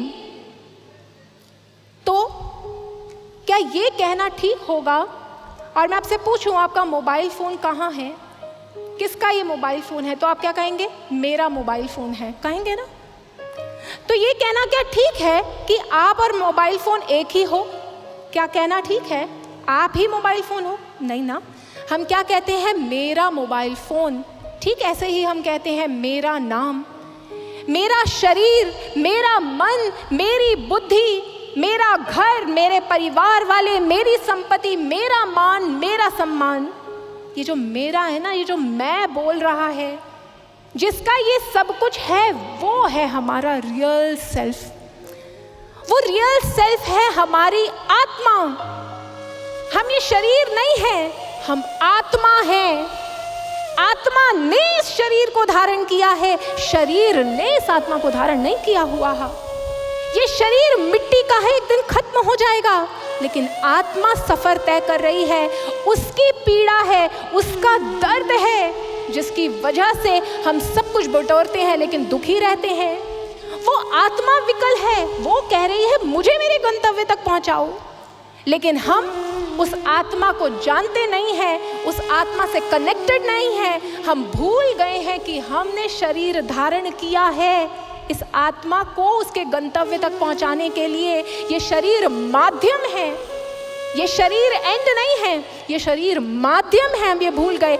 हम इस शरीर को सजाने, इसका मेकअप करने, इसको सुंदर बनाने, इसके ऊपर प्लास्टिक सर्जरीज करवाने, इसमें लगे हुए हैं। और भीतर बैठी जो आत्मा है वो किलस रही है, वो दुखी हो रही है।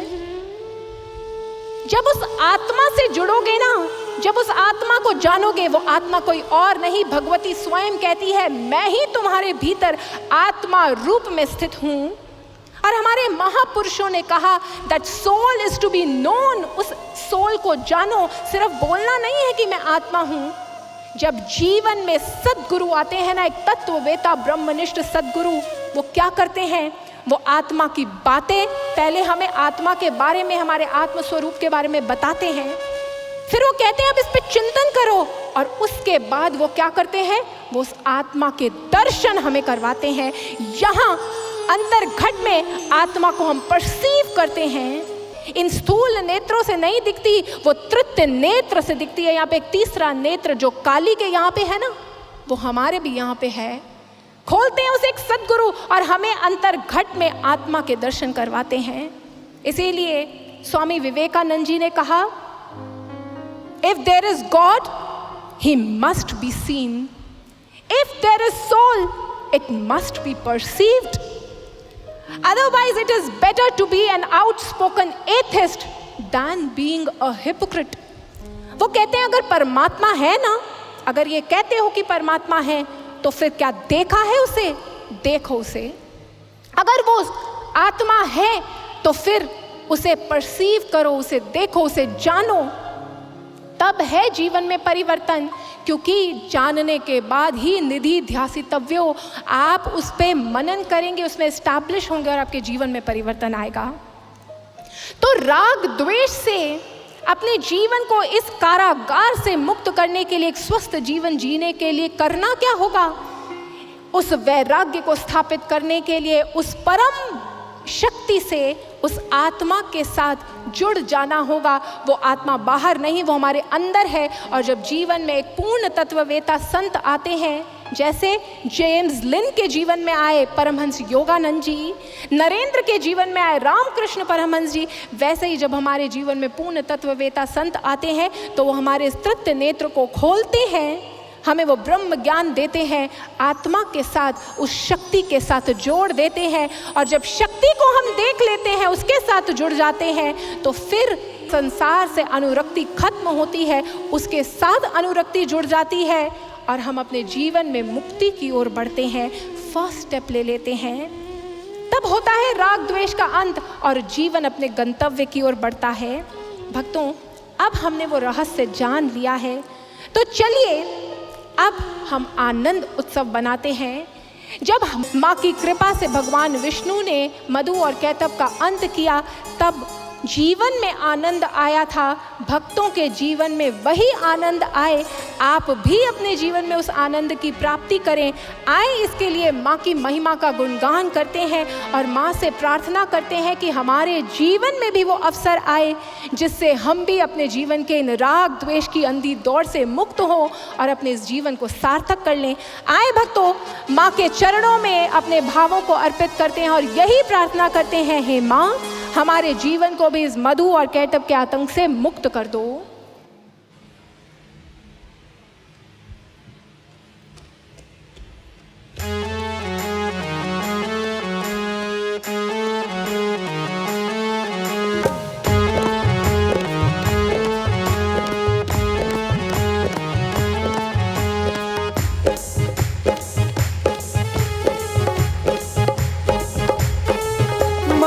कण कण में तू रहती है।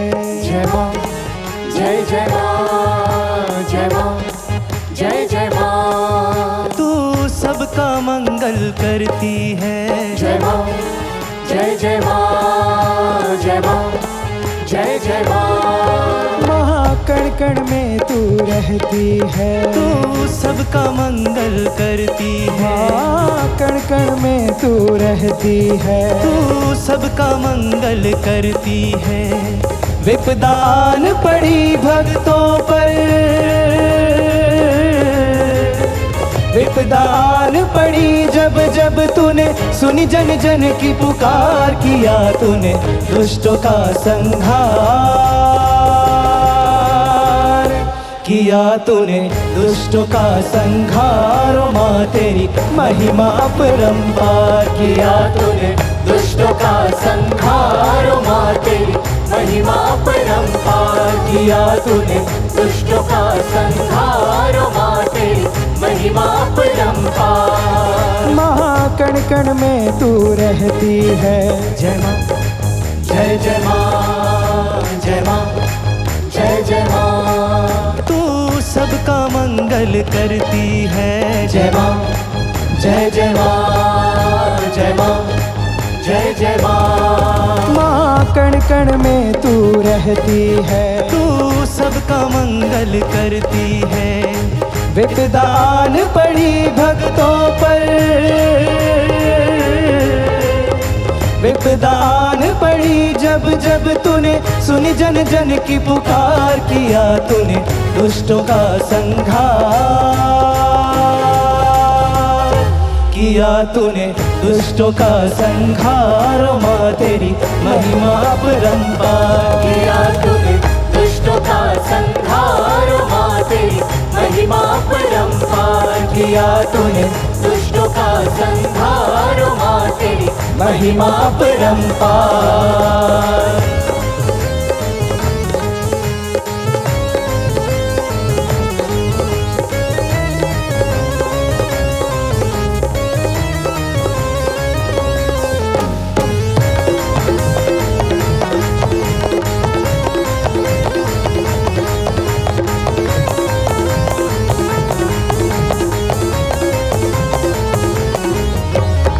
सुर भयहीन करें जग जननी, भक्तों को है उबारे, भक्तों को है उबारे, भक्तों को है उबारे। धर करुणामय रूप को अम्बे, मधु कैटभ दो मारे। हाँ मधु कैटभ दो मारे, मधु कैटभ दो मारे। सुर भयहीन करें जग जननी, भक्तों को है उबारे। धर करुणामयी रूप को अम्बे, मधु कैटभ दो मारे। हे रुद्राणी मात भवानी, हे रुद्राणी मात भवानी, तेरी जय जयकार, किया तूने दुष्टों का संहार, किया तूने दुष्टों का संहार। माँ तेरी महिमा अपरंपार, किया तूने दुष्टों का संहार। माँ तेरी महिमा अपरंपार, किया तूने दुष्टों का संहार। माँ तेरी महिमा अपरंपार।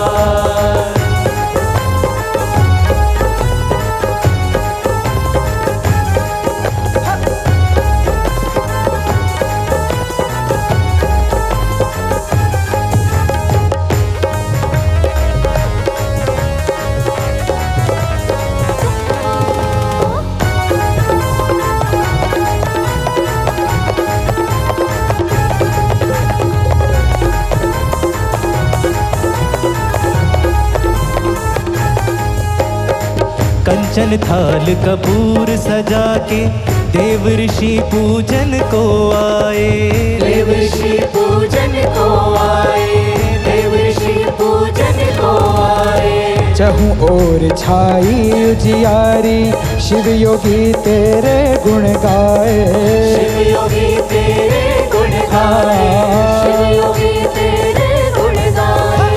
कंचन थाल कपूर सजा के देव ऋषि पूजन को आए। चहु ओर छाई उजियारी, शिव योगी तेरे गुण गाए। हे ब्रह्माणी हे महारानी, हे ब्रह्माणी हे नतमस्तक संसार किया तूने दुष्टों का संहार, किया तूने दुष्टों का संहार। ओ माँ तेरी महिमा अपरंपार, किया तूने दुष्टों का संहार। ओ माँ तेरी महिमा अपरंपार, किया तूने दुष्टों का संहार। ओ माँ तेरी महिमा अपरंपार। माँ कण कण में तू रहती है, तू सबका मंगल करती है। माँ कण कण में तू रहती है, तू सबका मंगल करती है। विपदान पड़ी भक्तों पर, विपदान पड़ी जब जब तूने सुनी जन जन की पुकार, किया तूने दुष्टों का संहार, किया तूने दुष्टों का संहार। ओ माँ तेरी महिमा अपरंपार, किया तूने दुष्टों का संहार। ओ माँ तेरी महिमा अपरंपार, किया तूने दुष्टों का संहार। ओ माँ तेरी महिमा अपरंपार, किया तूने दुष्टों का संहार। ओ माँ तेरी महिमा अपरंपार, किया तूने दुष्टों का संहार। ओ माँ तेरी महिमा अपरंपार, ओ माँ तेरी महिमा अपरंपार, ओ माँ तेरी महिमा अपरंपार। बोलिए माता महाकाली की जय, राज राजेश्वरी ब्रह्ममयी माँ अंबिका भवानी की जय। भक्तों, माँ ने मधु और कैटब का वध करवा दिया और तब जीवन आनंदित हो गया, ब्रह्मा जी का रक्षण हो गया। भक्तों, हमने इस गाथा को श्रवण किया। ये गाथा बड़ी गूढ़ थी, लेकिन ये हमें जीवन के आनंद का मार्ग दिखाती है। आप सब जैसा जीवन आप जी रहे हो, उस जीवन के बारे में तो आप जानते ही हो, परंतु जो आत्मा को जान लेते हैं, जो अंतर बैठे हुए उस ब्रह्म स्वरूपिणी को जान लेते हैं, उनका जीवन कैसा होता है, क्या इसके बारे में जानना चाहते हो? बताओ, जानना चाहते हो? जो उस भगवती को जान लेते हैं, जो अपने अंदर की शक्ति को जान लेते हैं, जो उस आत्मा के स्तर पर जीवन जीते हैं, ऐसे ही एक भक्त का जीवन, उसकी गाथा वेदव्यास जी ने जोड़ी है इस गाथा के साथ। वेदव्यास जी ने महात्म्य प्रसंग में माँ के एक भक्त सुदर्शन की गाथा को जोड़ा है। और आज के कथा प्रसंग को अंत की ओर लेकर जाने से पहले हम भी सुदर्शन की गाथा को श्रवण करेंगे। कौन है ये सुदर्शन? सुदर्शन का जीवन कैसा था? सुदर्शन अयोध्या नगरी का राजकुमार है वैसे तो, लेकिन सुदर्शन का जन्म कहना चाहिए कि संघर्ष की गोद में हुआ। राजा ध्रुव संधि अयोध्या नगरी के राजा थे और उनकी दो पत्नियां थीं, मनोरमा पटरानी थी और दूसरी पत्नी थी लीलावती।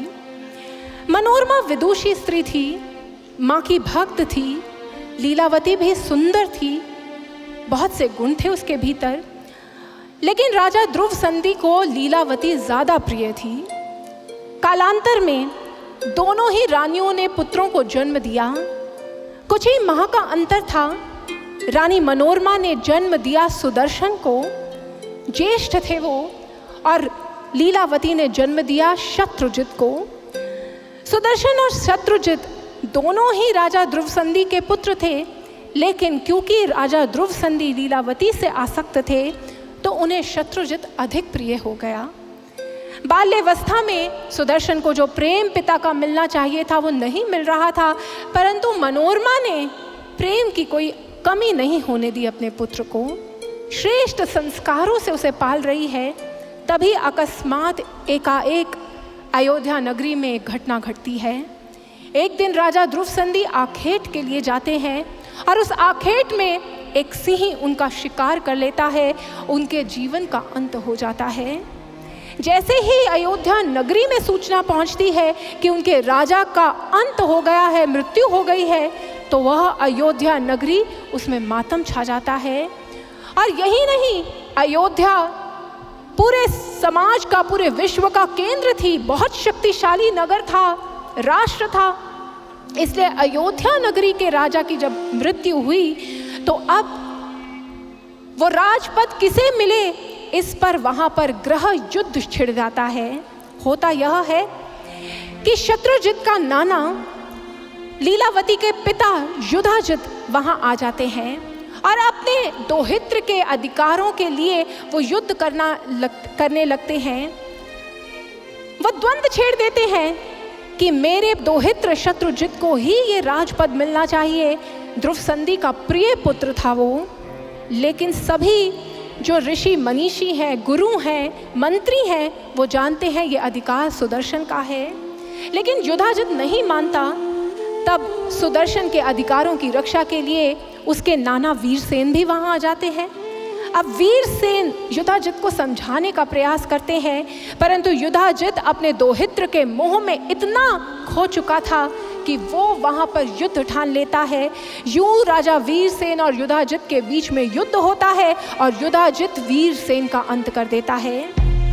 मनोरमा के पति भी नहीं है, उसके पिता का भी देहांत हो गया है और अब युधाजित बढ़ रहा है सुदर्शन का अंत करने के लिए। और मनोरमा इस बात को सुनकर घबरा जाती है। वह सोचती है सुदर्शन की रक्षा मेरा दायित्व है। तभी उसका एक विश्वसनीय मंत्री विदल वो कहता है, महारानी अब इस राजमहल में रहना उचित नहीं है, एक क्षण का भी विलंब मत कीजिए, त्याग दीजिए इस राजमहल को। सुदर्शन की रक्षा के लिए हमें वन प्रदेश में जाना होगा। अपना सारा संसार छोड़कर मनोरमा धन धान्य सुख संपदा राजमहल के सुखों को त्याग कर अपने पुत्र को गोद में धारण करती है और रात्रि के अंधकार में पीछे के रास्ते से वन प्रदेश में निकल जाती है। उस वन प्रदेश में बढ़ती चली जा रही है, उस माता के नाम का स्मरण कर रही है और बस एक ही प्रार्थना उसके अंदर से उतर रही है, माँ तुम हमारी रक्षा करो। बस बार बार यही प्रार्थना का स्वर उठ रहा है, माँ तुम ही एकमात्र मेरा सहारा हो, तुम ही मेरी रक्षा करो, तुम ही संकट से उबारो। यूं उस वन प्रदेश में बढ़ते बढ़ते विदल जो है आज रानी मनोरमा को ऋषि भारद्वाज के आश्रम में ले जाता है। ऋषि भारद्वाज को उनका परिचय देता है। ऋषि भारद्वाज महारानी मनोरमा और सुदर्शन का दायित्व संभालते हैं, उन्हें अपना संरक्षण प्रदान करते हैं और सुदर्शन और महारानी मनोरमा ऋषि भारद्वाज के आश्रम में ही रहने लगते हैं। सब कुछ छिन गया है, ना धन है, ना संपदा है, ना संसाधन है, परंतु मनोरमा फिर भी माँ की भक्ति में रत है और वो नन्हा सा सुदर्शन, उसे आश्रय मिला है, उसे सानिध्य मिला है ऋषि भारद्वाज का। ऋषि भारद्वाज जो एक पूर्ण तत्ववेता संत थे, महान संत थे, महर्षि थे, असंख्य ज्ञान उनके पास था। आज ऋषि भारद्वाज पालन पोषण कर रहे हैं सुदर्शन का। सुदर्शन बड़ा होता है तो उसका उपनयन संस्कार कर देते हैं ऋषि भारद्वाज। उपनयन संस्कार की विधि पूर्ण होती है तो अंतर्घट में ये उपनयन संस्कार भक्तों क्या है? उपनयन संस्कार अर्थात ऊपर ये जो नयन है, तीसरा नयन, उसका उन्मीलन करते थे पूर्व काल में हमारे ऋषि मनीषी। जब बच्चों को गुरुकुल भेजा जाता था तो सबसे पहले ऋषि महर्षि उनका उपनयन संस्कार करते थे।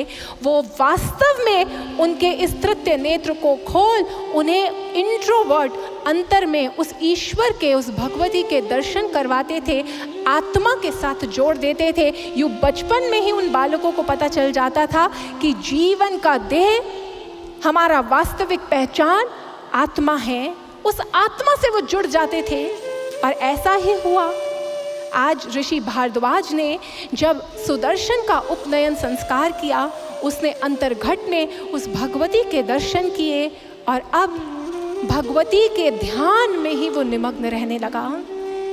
करते करते उसने ऐसा अभ्यास किया कि ध्यान में ही रत रहता और नतीजा क्या हुआ? माँ भगवती उसके अंतर में ज्ञान का प्रकटीकरण करने लगी। माँ ने उसे अंतर्घट में ही असंख्य विद्याओं का ज्ञान प्रदान कर दिया।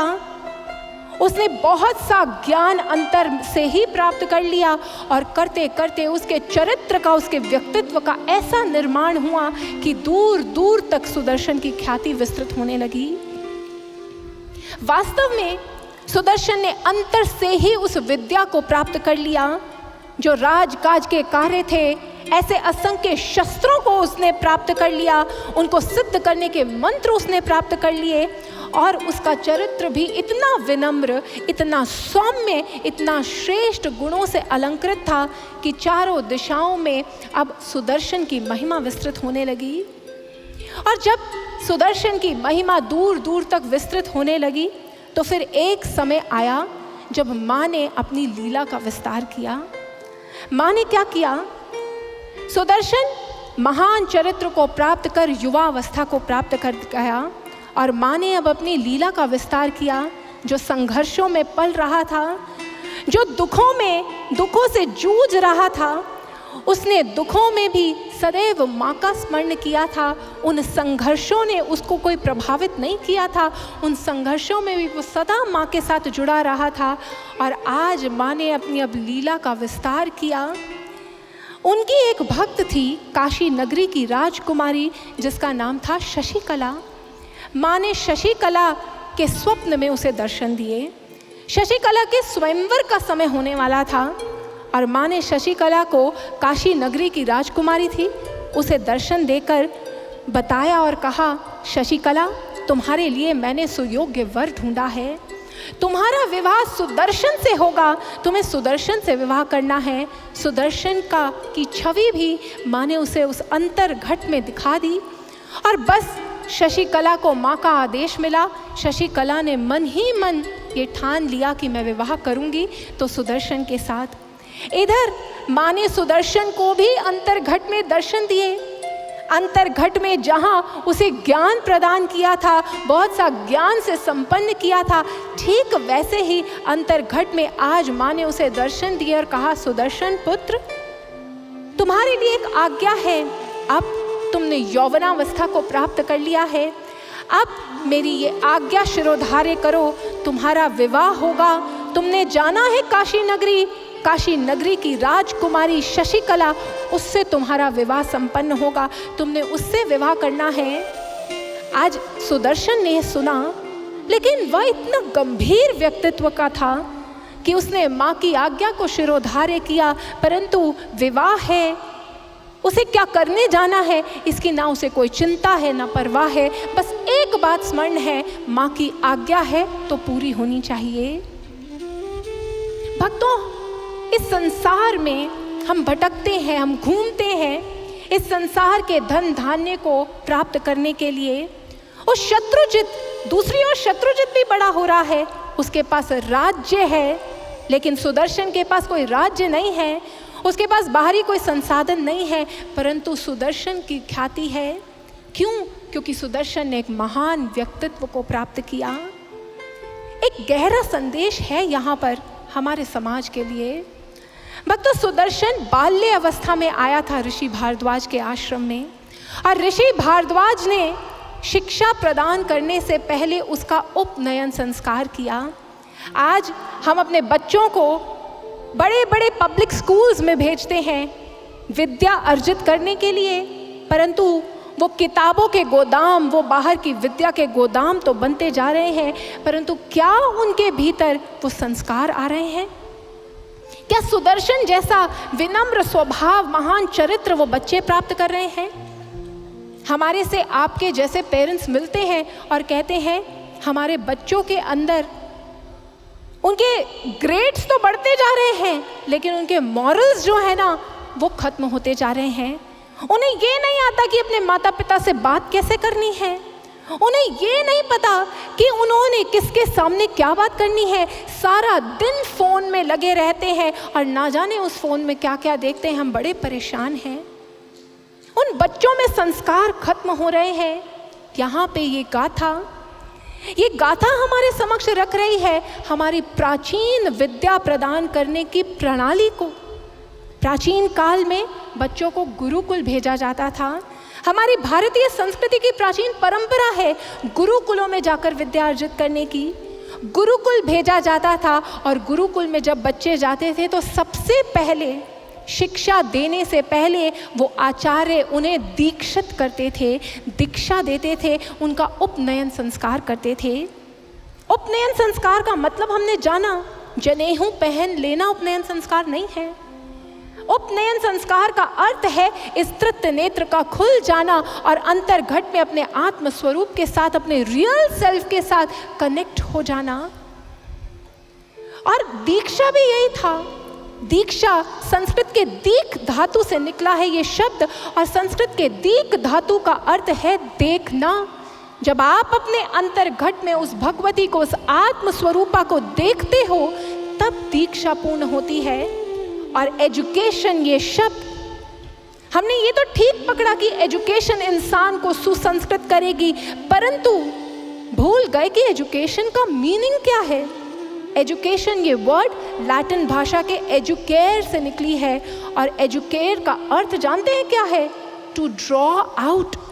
जो ज्ञान भीतर है, जो ज्ञान की पूंजी भीतर है, जो पोटेंशियल भीतर है, वो बाहर अभिव्यक्त हो, ये है एजुकेशन। लेकिन हम क्या कर रहे हैं? हमारी एजुकेशन का मतलब क्या है? बाहर से किताबी ज्ञान डालते जाओ और फिर एक दिन जब पेपर आए तो उसमें जाके उल्टी कर दो। ये नहीं है वो ज्ञान। इस ज्ञान ने नहीं बनाया था प्रहलाद को, इस ज्ञान ने नहीं बनाया था ध्रुव को, इस ज्ञान ने नहीं बनाया सुदर्शन को। ये बाहरी ज्ञान, ये बाहरी विद्या तो बाद में दी जाती थी। पहले उनका उपनयन संस्कार कर उन्हें अंतर से अपनी शक्ति के साथ जोड़ा जाता था, और फिर जब वो ध्यान साधना करते थे, वो जब अंतर में उतरते थे, तो फिर उनके भीतर का पोटेंशियल जो था वो प्रकट होता था। और बहुत साइंटिफिक प्रणाली वो अपनाते थे। 8-9 वर्ष के भीतर उपनयन संस्कार कर दिया जाता था, रियल सेल्फ के साथ कनेक्ट कर दिया जाता था। ब्रह्म ज्ञान की ध्यान साधना वो बालक करते थे, और जब तक वो 16 वर्ष के होते थे, वो समय एडोलेसेंस का समय, जब एक बच्चा बिगड़ता है, जब एक बच्चा वासनाओं की ओर बढ़ता है, जब एक बच्चा इस संसार को एक्सप्लोर करने के लिए भटकता है और गलत आदतों में पड़ता है, ड्रग्स को ट्राई करता है, पोर्नोग्राफी की ओर बढ़ता है, उस समय तक वो बच्चे अपनी आत्मा में इतने स्थित हो जाते थे कि उनका चरित्र महान बनता था। उनकी एनर्जी वेस्ट नहीं होती थी, डाइवर्ट नहीं होती थी, वो महान चरित्र को प्राप्त करते थे। क्यों? क्योंकि 8-9 साल बच्चे जो होते हैं कच्ची मिट्टी के समान होते हैं, बड़े भोले होते हैं। इसका एक साइंटिफिक अर्थ भी है। बाल्य अवस्था में हमारा पिट्यूटरी ग्लैंड, जो मास्टर ग्लैंड होता है, वो बहुत प्रभावशाली होता है, शक्तिशाली होता है। वो हमारे बाकी सारे ग्लैंड्स को कंट्रोल करता है, वो हमारे रिप्रोडक्टिव हार्मोन्स को भी कंट्रोल करता है। लेकिन जैसे जैसे एक बच्चा बड़ा होता है, हम सबके साथ ये प्रक्रिया हुई है, जैसे जैसे हम प्यूबर्टी की ओर बढ़ते हैं, एडोलेसेंस की ओर बढ़ते हैं, तो ये पिट्यूटरी ग्लैंड की एक्टिविटी कम होने लगती है, और एडोलेसेंस के समय हमारे रिप्रोडक्टिव ऑर्गन्स, हमारे सेक्स हार्मोन्स जो होते हैं वो एक्टिव हो जाते हैं। और जैसे ही सेक्स हार्मोन्स एक्टिव होते हैं तो उनका जो प्रभाव है, उनका जो कार्य है, वो मानव के व्यक्तित्व में दिखने लगता है। 16 साल की उम्र में जब वो सेक्स हार्मोन्स एक्टिव हो जाते हैं, तब उस समय अंकुश लगाना कठिन है। उस समय नहीं आप अपने बच्चे के ऊपर अंकुश लगा सकते। अगर आप अपने बच्चों को सच में कुछ देना चाहते हैं, तो जब वो बाल्य अवस्था में है, तब उन्हें भी उस ज्ञान से जोड़िए, उस ब्रह्म ज्ञान से। उनका भी वो उपनयन संस्कार होगा, तब उस ध्यान में जब वो स्थित होंगे, उस ज्ञान को वो जब जानेंगे, अपने आत्म स्वरूप से जब वो जुड़ेंगे, तो फिर उनका महान चरित्र निर्माण होगा। और जानते हैं भक्तों, दिव्य गुरु श्री आशुतोष महाराज जी के कृपा हस्त तले 10 वर्ष की आयु में बहुत से बच्चों को ज्ञान दिया जाता है। 10 वर्ष का जब वो बच्चा हो जाता है, उसकी माता पिता की सहमति के साथ उन बच्चों को ज्ञान दिया जाता है।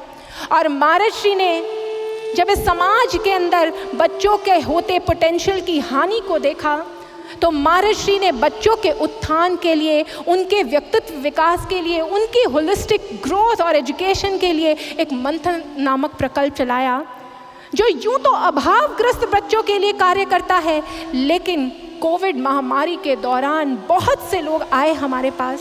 उन्होंने कहा हमारे बच्चे हमारी एक नहीं सुनते, सारा दिन वीडियो गेम्स खेलते हैं और ना जाने फ़ोन पर क्या क्या करते हैं, आप कुछ मदद कीजिए हमारी।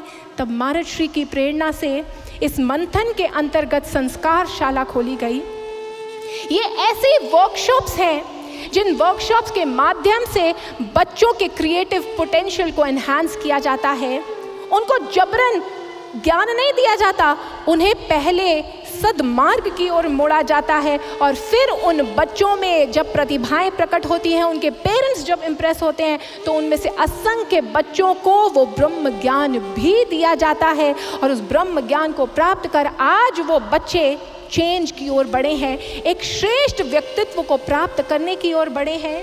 कल तक वही बच्चे 2020 में ये संस्कार शालाएं शुरू हुई और तब से लेकर आज तक 600 संस्कार शालाएं पूरे देश में मंथन प्रकल्प के अंतर्गत की गई हैं। और उन संस्कार शालाओं में जब पब्लिक स्कूल के वो बच्चे जो कल तक अपने पेरेंट्स की बात नहीं मानते थे वो आए, तो उनके पेरेंट्स आज कहते हैं, कल तक तो ये हम इनको कहते नहीं थकते थे कि फ़ोन को छोड़ो, आज ये हमें आके उपदेश देते हैं कि माताजी पिताजी हमें वहाँ सिखाया है कि आप सारा दिन फ़ोन पर मत बैठे रहो, चलो हमारे साथ बाहर खेलने चलो।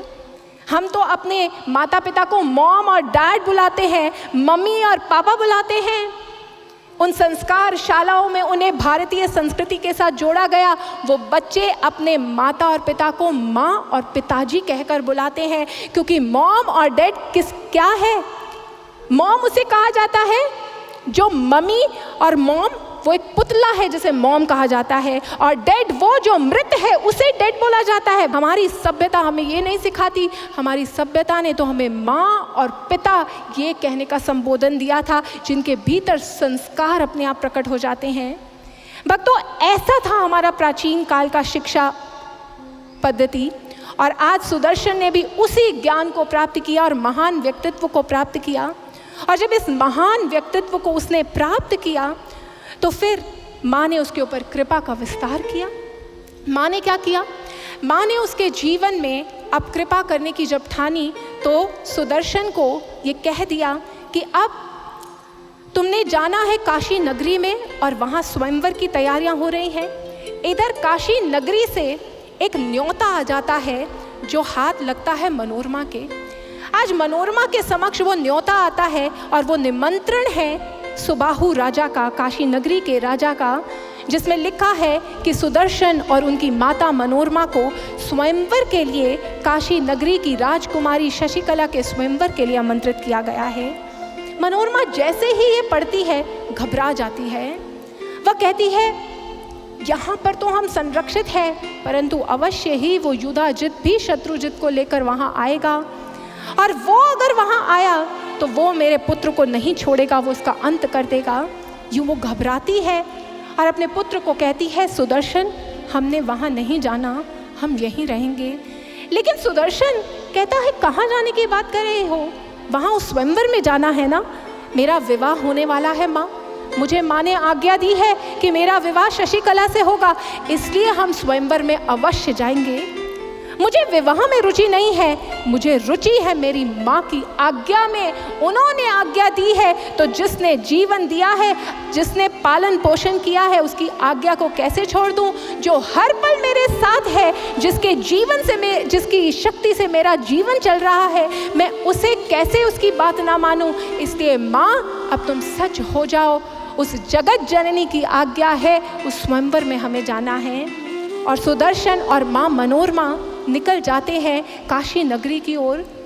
काशी नगरी में जैसे ही पहुंचते हैं सूचना मिलती है उस काशी नगरी में पूरे देश से, पूरे विश्व से असंख्य राजा वहां पर आए हुए हैं। वो राजा अपनी विशाल सेनाएं लेकर आए हैं। सुदर्शन के पास कोई सेना नहीं, वल्कल वस्त्र पहने हैं, कोई संसाधन नहीं है, धन धान्य नहीं है, परंतु उसके चेहरे पर तेज है, उसके भीतर आत्मविश्वास है। उसे विश्वास है अपनी माँ की कृपा पर, उसे विश्वास है अपनी माँ पर, और उसी विश्वास को लेकर वो आया है यहाँ पर।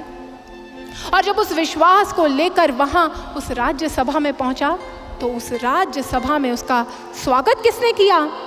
उसका स्वागत किया युधाजित के कटु शब्दों ने। युधाजित ने कहा, सुदर्शन, तुम किस नाते यहाँ पर आए हो? तुम्हारे पास कौन सा राज्य है और कौन करेगा तुम्हारा संरक्षण मुझसे? अभी तक तो तुम्हारी माता ने तुम्हारा संरक्षण किया था, आज अब तुम यहाँ अगर आ गए हो तो मैं तुम्हारा अंत करूँगा। आज सुदर्शन मुस्कुराते हुए कहता है, नाना जी, आप तो अब तक वैसे ही हैं जैसे मैंने अपनी माँ से सुना था। आपका स्वभाव तो तनिक भी नहीं बदला। युधाजित स्तब्ध रह जाता है। ये बालक इतनी निर्भीकता से मुझसे बात कर रहा है, फिर डराने का प्रयास करता है। युधाजित कहता है, सुदर्शन, क्या तुम्हारी माँ ने तुम्हें यह नहीं बताया कि कैसे मैंने तुम्हारे नाना का अंत किया था?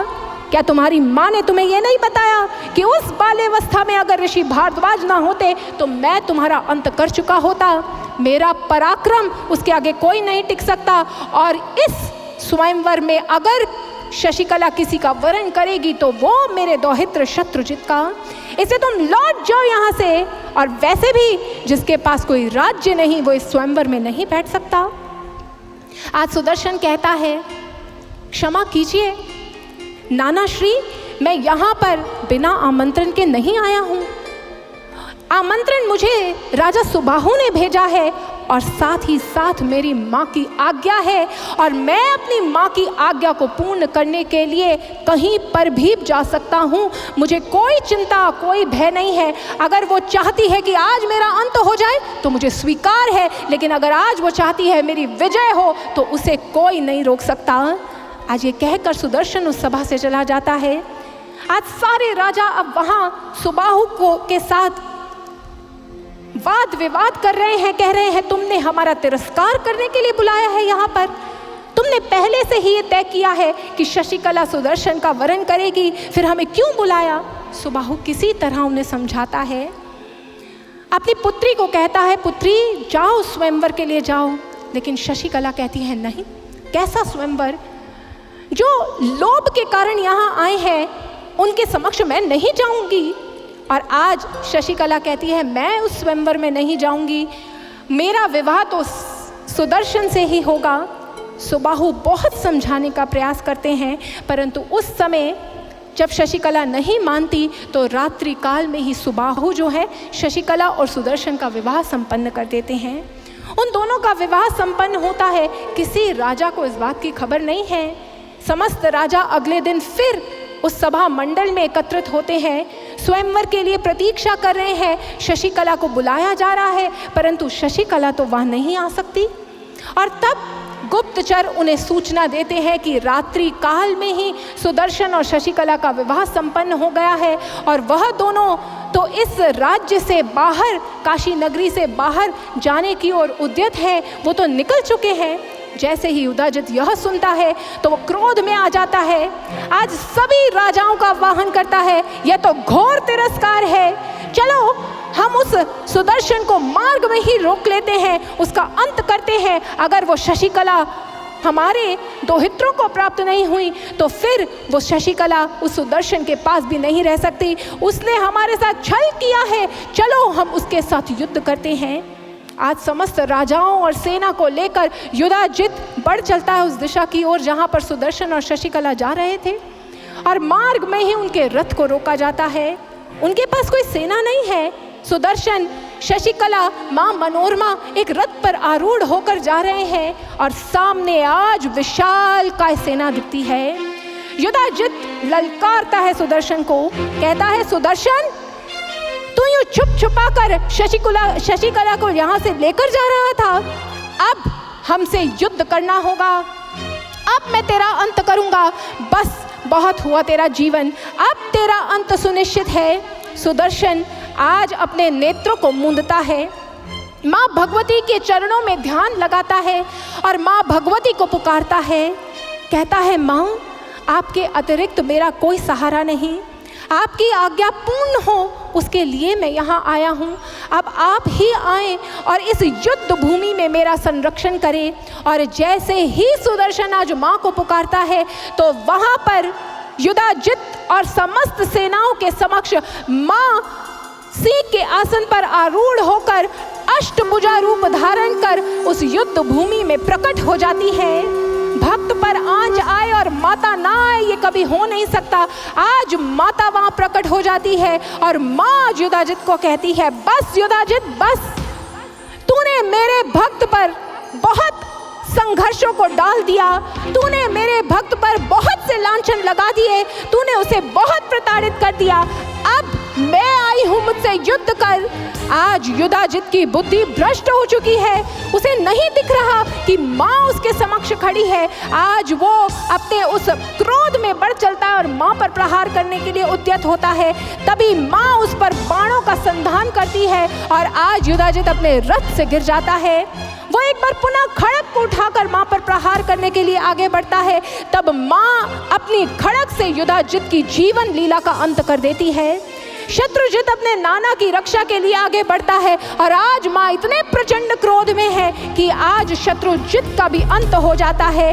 समस्त राजा थर थर कर कांपने लगते हैं क्योंकि माँ तो आज क्रोध में है। तभी सब सुदर्शन की ओर देखते हैं। आज सुदर्शन जाकर माँ के चरणों में प्रणाम करता है। जैसे ही माँ के चरणों का स्पर्श करता है, वो माँ जो अब तक क्रोध में थी वो करुणा की वर्षा करने लगती है। अपने भक्त के मस्तक पर हाथ रखती है और कहती है, सुदर्शन बस अब और नहीं, अब मैं तुम्हारा राज्याभिषेक करती हूँ। तुम अयोध्या नगरी के राजा बनोगे। तुम्हें संघर्ष दिए थे मैंने इसलिए ताकि तुम्हारे व्यक्तित्व का श्रेष्ठ निर्माण हो और तुम्हारी भक्ति की शक्ति है जिसके कारण मैं यहाँ आई हूँ। मेरे भक्त, मेरे पुत्र, तुम मांगो मुझसे क्या मांगना चाहते हो, मैं अपना सर्वस्व तुम पर लुटाऊंगी। उस समय सुदर्शन ने कहा, माँ तुम्हारी महिमा इस संपूर्ण सृष्टि में विस्तृत कर पाऊँ मैं, तुम्हारा पूजन मेरे हाथों हो पाए और उसकी परंपरा मेरे द्वारा शुरू हो जाए, ऐसा वरदान मुझे दो। माँ अत्यंत प्रसन्न है और तब ही काशी नगरी में नवरात्रे होने, माँ का पूजन होना प्रारंभ हुआ। उसके बाद अयोध्या नगरी में सुदर्शन का राज्य अभिषेक हुआ और सुदर्शन ने श्रेष्ठ राजा के पद का निर्वाह किया। भक्तों, ऐसा होता है जीवन उनका जो अपने जीवन में माँ की कृपा को पाते हैं। ऐसा होता है जीवन उनका जो उस माँ की कृपा से अंतर से जुड़ जाते हैं। उनके जीवन में संघर्ष तो आते हैं परंतु वो संघर्ष कभी उन्हें तोड़ नहीं पाते। हमारे जीवन में संघर्ष आते हैं तो हम विचलित हो जाते हैं, हम सहारा खोजते हैं, पर उनके जीवन में संघर्ष आते हैं तो वो ऐसे सूरमा होते हैं जो उस विपत्ति पर छा जाते हैं, उस विपत्ति को ही निर्मूल कर देते हैं, क्योंकि उनके पास तो सच्चा सहारा है, वो सहारा जो कभी साथ नहीं छोड़ता। भक्ति की शक्ति होती है उनके पास और उनकी ये भक्ति की शक्ति सदैव उनका संरक्षण करती है। भक्तों, ये गाथा हमारे समक्ष दो धाराओं को प्रकट करती है। दो धाराओं को, दो कैरेक्टर्स के बारे में आपने सुना। एक और सुदर्शन है और दूसरी ओर शत्रुजित है। दोनों का जन्म एक ही घर में हुआ, लेकिन सुदर्शन के पास कुछ नहीं था, शत्रुजित के पास बाहर से सब कुछ था। लेकिन अंत क्या हुआ? सुदर्शन की ख्याति हुई, सुदर्शन को राज्य मिला, सुदर्शन को माँ की कृपा मिली। ये जीवन की दो धाराएं हैं, एक है श्रेय मार्ग और दूसरा है प्रेम मार्ग। इंसान इस संसार में हमेशा 99% जो लोग हैं ना, वो प्रेम मार्ग पर चलते हैं। एक है भक्ति का मार्ग और दूसरा है विभक्ति का मार्ग। 99% लोग प्रेम मार्ग पर चल रहे हैं। ये प्रेम मार्ग क्या है? मन को प्रिय लगने वाला मार्ग, जहाँ पर मन के हिसाब से चला जाता है, जो मन कहता है वो पूरा किया जाता है। मन कहता है यहाँ चले जाओ तो हम वो करने लगते हैं, मन कहता है ये कर लो तो हम कर लेते हैं, मन नहीं कहता तो हम छोड़ के बैठ जाते हैं। प्रेम मार्ग है मन को प्रिय लगने वाला मार्ग और उसका हश्र क्या होता है हमने इस गाथा के माध्यम से जान लिया। जन्म तो मानव का मिलता है, लेकिन कैसे खत्म हो जाता है और इन इतिहास के पन्नों में वो नाम कहाँ खो जाता है, कोई सुधि नहीं रहती। परंतु उसके विपरीत एक और मार्ग है, जीवन की एक और धारा है। वो धारा कौन सी है? वो है श्रेय मार्ग, श्रेष्ठ मार्ग। श्रेय मार्ग मन का मार्ग नहीं है, श्रेय मार्ग मन के विरुद्ध चलने का मार्ग है। श्रेय मार्ग मन से युद्ध करने का मार्ग है। श्रेय मार्ग पर कोई विरले चलते हैं। श्रेय मार्ग ही वो सच्चा भक्ति का मार्ग है, जिस पर जो चलता है उसका जीवन जो है फिर वो विश्व के लिए प्रेरणा बन जाता है। श्रेय मार्ग पर चला सुदर्शन, श्रेय मार्ग पर चले नरेंद्र, श्रेय मार्ग पर चले परमहंस योगानंद जी, श्रेय मार्ग पर चली मीराबाई जी, और इन्हीं विभूतियों का नाम इतिहास में अमर हो गया। हम इन्हीं की महिमा गाते हैं। ये थे वो भक्त जो सूरमा बने। युधाजित और शत्रुजित ने तो बाहर के युद्ध जीतने के लिए अपने जीवन को लगाया, और क्या हुआ, जीवन की बाजी भी हार गए। लेकिन जो श्रेय मार्ग पर चलते हैं, उस सुदर्शन ने क्या किया, उसने ज्ञान को प्राप्त किया, स्वयं को जाना, भगवती से जुड़ा और अपने अंतर में ध्यान कर अपने मन पर विजय प्राप्त की, अपने विकारों पर विजय प्राप्त की, और ऐसा भक्त बन गया फिर जिसके समक्ष कोई विपत्ति टिक नहीं पाई। भक्ति ये लाती है आपके जीवन में, भक्ति ही मुक्त करती है भक्तों। लेकिन हम तो कहते हैं बड़ा आया भक्त बनने, बड़े भक्त बनने वाले हो। भक्ति तो कायरों का मार्ग है। नहीं भक्तों, भक्ति कायरों का मार्ग नहीं, भक्ति सूरमाओं का मार्ग है। सच्चा सूरमा वो नहीं होता जो बाहर की जंग जीतता है। सच्चा सूरमा वो होता है जो अपने अंतर के विकारों की जंग को जीत लेता है। इसलिए हमारे महापुरुषों ने इस भक्ति के मार्ग की महिमा गाई। इसीलिए हमारे महापुरुषों ने कहा कि वो जो इस भक्ति के मार्ग पर चलते हैं वो सूरमा होते हैं। आइए श्रवण करते हैं एक ऐसी ही महिमा को, भक्ति की महिमा को। ये भक्ति जब जीवन में आती है तब एक इंसान सूरमा बन जाता है, और सौभाग्यशाली लोग होते हैं वो जो भक्ति को प्राप्त करते हैं, भक्त बन जाते हैं। भक्ति कब आती है जीवन में? भक्ति का अर्थ क्या है? उस माँ के साथ जुड़ जाना। और इसका दूसरा अर्थ क्या है? विभक्ति। हम तो अभी बाहर से माँ का पूजन कर रहे हैं, लेकिन सुदर्शन के जीवन में भक्ति कब आई? कब बना वो भक्त? कब वो बना भक्त सुदर्शन? जब उसके जीवन में ऋषि भारद्वाज आए। ऋषि भारद्वाज ने उसे बाहर से माँ का पूजन आराधन करना नहीं सिखाया। उन्होंने सबसे पहले उसके अंदर उसका तृतीय नेत्र खोलकर उसे ब्रह्म ज्ञान देकर उसके भीतर भगवती को प्रकट किया, और उसके बाद सुदर्शन के जीवन में भक्ति का मार्ग खुला। उसने ध्यान साधना की और फिर वो भक्ति के पद को, उसने भक्त के पद को प्राप्त किया। भक्तों, सौभाग्यशाली होते हैं वो लोग जिनके जीवन में ऋषि भारद्वाज जी जैसे एक पूर्ण सद्गुरु आते हैं, क्योंकि वो सद्गुरु जब जीवन में आते हैं तब हम वास्तविक तौर पर भक्त बनते हैं। और जब वो भक्ति हमारे जीवन में आती है तो हम कायर नहीं, हम सूरमा बन जाते हैं, हम वो रेयर पर्सनालिटीज बन जाते हैं। हमारे लिए वो मार्ग खुल जाता है जिससे समाज विश्व प्रेरणा प्राप्त करता है। उस भक्ति के पथ पर चलने वाले सूरमाओं का ही महिमा गान है। उन्हीं के बारे में बता रहा है ये भजन, और आह्वान कर रहा है आप सब भक्तों का कि आप भी अब माँ के सच्चे भक्त बनने की ओर बढ़े। आए श्रवण करते हैं इस भजन को।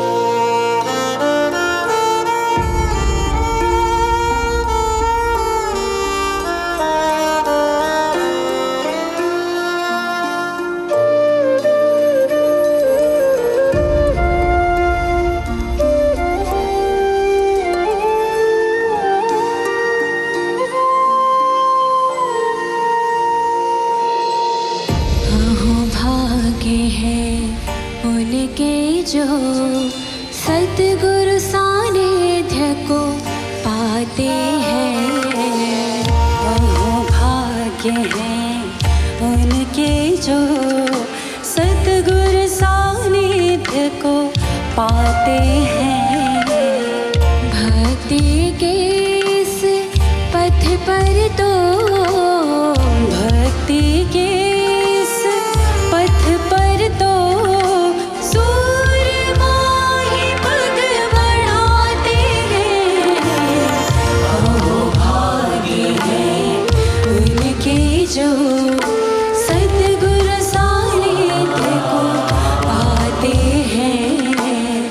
भक्ति के इस पथ पर तो, भक्ति के इस पथ पर तो सूरमा ही पग बढ़ाते हैं। करते हैं वो सृजन स्वयं का शुभ ईश संकल्पों से, रहते हैं वो दूर नित्य जग के संकल्प विकल्पों से। धैर्य और विश्वास से वो खुद को सबल बनाते हैं। भक्ति के पथ पर तो सूरमा ही कदम बढ़ाते हैं।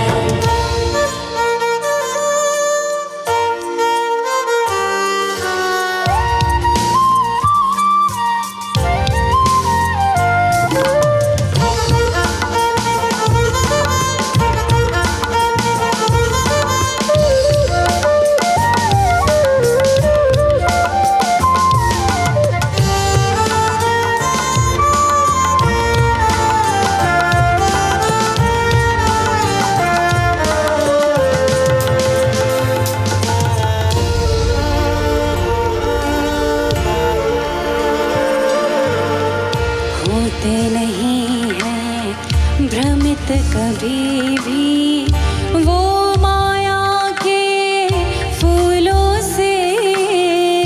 होते नहीं हैं भ्रमित कभी भी वो माया के फूलों से। चलते हैं वह जीवन पथ पर गुरुवर के उसूलों से।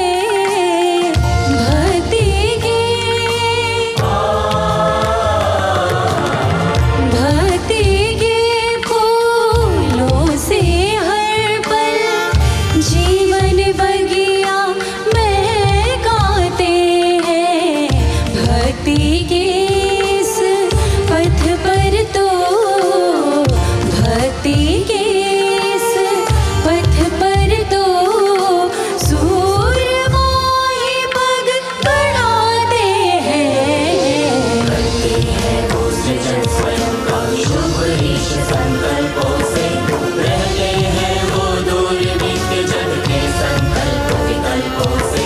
धैर्य और विश्वास से वो खुद को सबल बनाते हैं। भक्ति के पथ पर तो सूरमा ही कदम बढ़ाते हैं।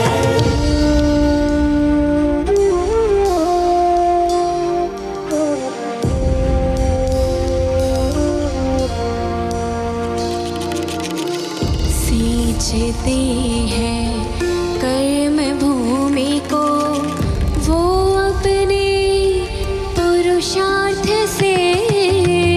सेवा में रत रहते हैं नित भावना निस्वार्थ से।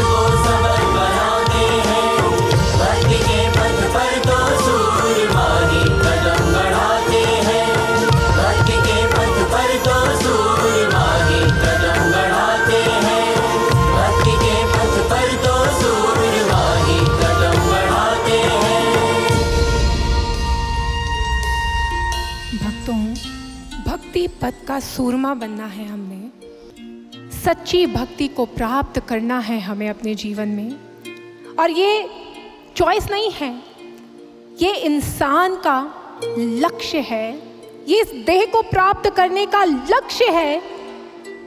हमारे जीवन के सारे दुख इसलिए हैं क्योंकि हम विभक्त हैं।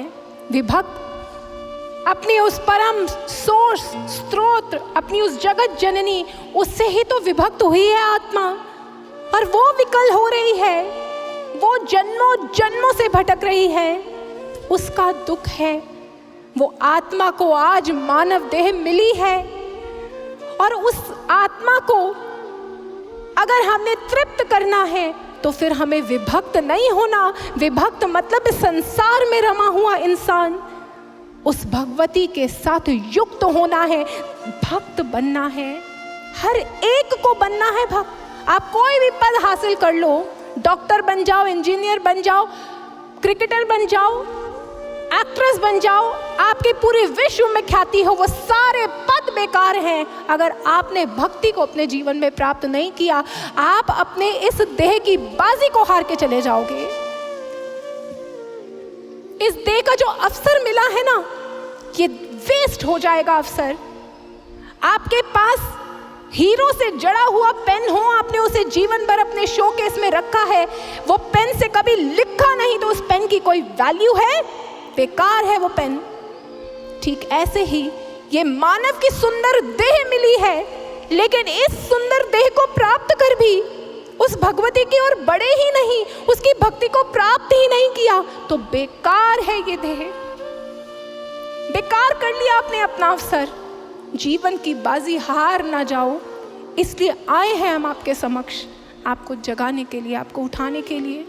और महाकाली की महिमा हो और महाकाली के भक्त, परम भक्त रामकृष्ण परमहंस जी का नाम ना लिया जाए, ये तो हो ही नहीं सकता।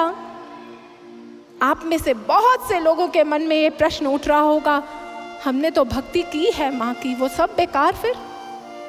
तो रामकृष्ण परमहंस जी क्लासिकल एग्जाम्पल है उनका जीवन। He is the classical case of this. वो हमें बता रहे हैं कि क्यों अनिवार्य है, वास्तविक भक्ति क्या है और क्यों उस मार्ग से जाना अनिवार्य है। उनका पहले का नाम था गदाधर और उनकी भक्ति हमारी भक्ति से कई उत्कृष्ट थी। हम तो औपचारिकता करते हैं, हम तो माता के आगे थाल घुमा के फिर उसके बाद जो मर्जी करो दिन में, ऐसा हमारा हाल है। लेकिन गदाधर जो थे ना, इतने भावों से माँ की आरती करते थे ना, हृदय से जब माँ को पुकारते थे तो वो भगवती, वो काली, दक्षिणेश्वर काली, वो प्रकट हो जाती थी मूर्ति में से। हर रोज आकर उनके बना हुआ जो भोग था, नैवेद्य था, उसे खाती थी, उसे ग्रहण करती थी। ऐसा था उनका भाव। जरा टटोल करके देखिए, क्या हमारा है ऐसा भाव? क्या कभी प्रकट हुई वो माता हमारे समक्ष?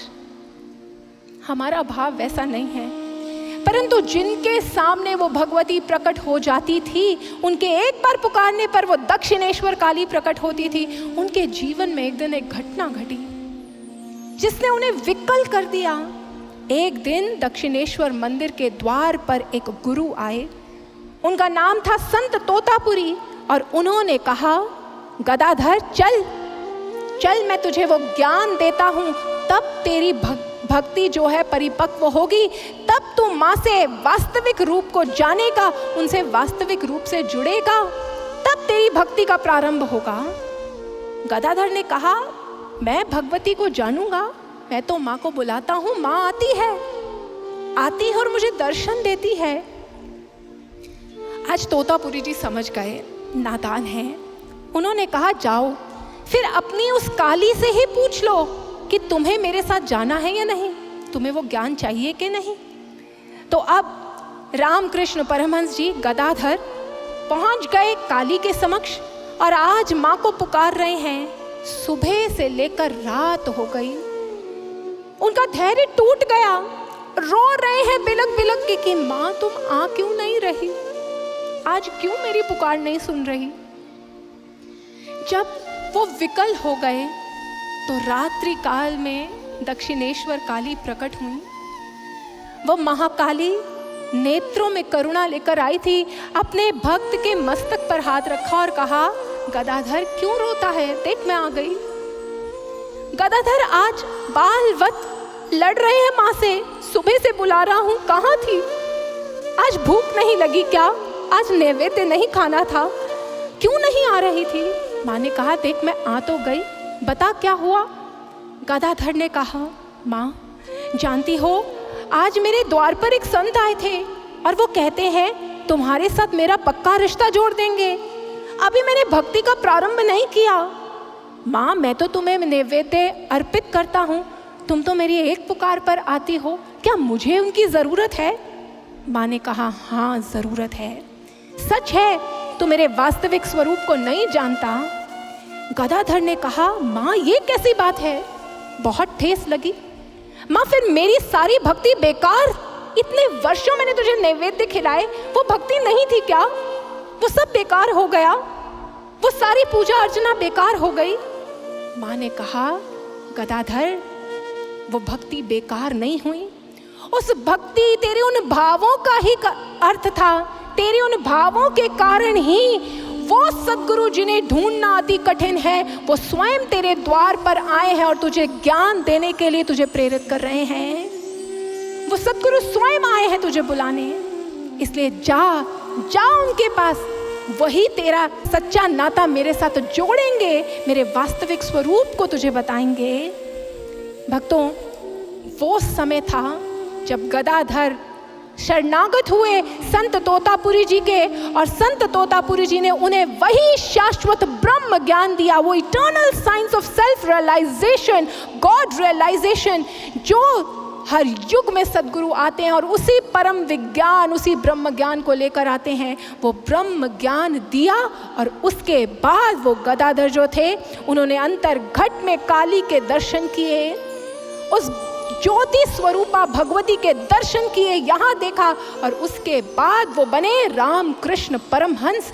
और वही ज्ञान फिर उन्होंने ब्रह्मानंद, अखंडानंद, उन युवानों को दिया, विवेकानंद को दिया, उसी ज्ञान को दिया, और बातें नहीं की, उस भगवती के दर्शन करवाए, उस ईश्वर के दर्शन करवाए उनको। भक्तों, आपकी भी भक्ति, आपके भी भाव हैं जो आज सद्गुरु सर्वश्री आशुतोष महाराज जी स्वयं आप तक ये संदेश पहुंचा रहे हैं कि ईश्वर देखा जाता है, वो Bhagavati she can be realized. आप उसे देख सकते हो और उसे देख कर ही आप अपने जीवन को सार्थक कर सकते हो। भक्ति पथ के सूरमा बनो, उन 99% लोगों की तरह मत जियो, बन जाओ वो सूरमा जिन सूरमाओं से युग फिर प्रेरणा लेते हैं। भक्ति पथ का ये पथ आपका आह्वान कर रहा है, ये मंच आपका आह्वान कर रहा है। उठिए भक्तों, अपने इस जीवन को सार्थक कीजिए, माँ के सच्चे भक्त बन जाइए, उसे अंतर्घट में प्राप्त कीजिए, जानिए। सतगुरु का सानिध्य प्राप्त कर आप भी उसे जान सकते हैं, उस ब्रह्म ज्ञान को प्राप्त कर आप भी उन्हें देख सकते हैं। आज के कथा प्रसंग को यहीं संपन्न करते हैं। पूरे भावों से माँ के श्री चरणों में जय घोष अर्पित करेंगे। बोलिए राज राजेश्वरी ब्रह्ममयी माँ अंबिका भवानी की जय, दिव्य गुरु श्री आशुतोष महाराज जी की जय, माता महाकाली की जय, सच्चे दरबार की जय। धन्यवाद। अब समय हो चला है आज की मंगल आरती का, जिसके लिए हमें आमंत्रित करना चाहेंगे आज के सभी गणमान्य अतिथि एवं प्रमुख एवं मुख्य यजमान आदि को। प्रमुख यजमान हैं श्रीमती बिमला बाई जी एवं सुपुत्र श्री अमित अग्रवाल जी, श्रीमती कौशल्या देवी जी बंग एवं सुपुत्र श्री विनोद बंग जी एवं प्रमोद बंग जी। मुख्य यजमान श्री नरसिंह दास जी भगवान दास जी सारड़ा जी, श्री ताराचंद जी एवं कौशल्या देवी जी सोनी, श्री सनंत विक्की दास जी, श्री प्रशांत पैन दास जी। दैनिक यजमान हैं श्रीमती अबंती बेहरा जी एवं श्री सर्वेश्वर बेहरा जी, श्रीमती रमतू बाई जी एवं श्री राजू राम कुमावत जी, श्री सूरज करण जी एवं राम किशोर सोनी जी, श्री बद्री प्रसाद ज्योति प्रसाद अग्रवाल जी, दैनिक प्रसाद यजमान श्री राजाराम कैलाश मंत्री जी। आज के मुख्य अतिथि से भी आग्रह है कि वो भी मंच के समीप आए मंगल आरती के लिए।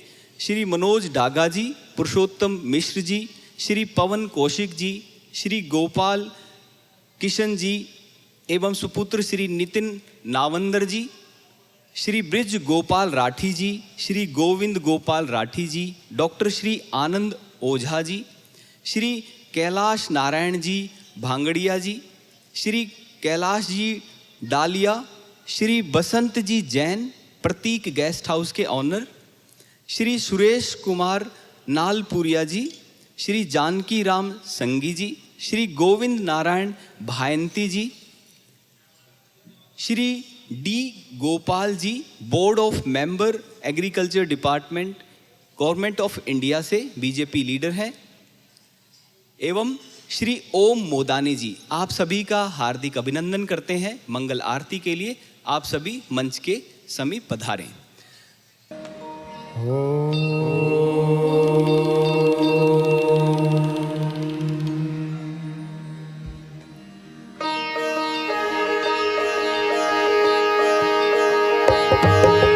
जय अम्बे गौरी मैया जय श्यामा गौरी, जय अम्बे गौरी मैया जय श्यामा गौरी।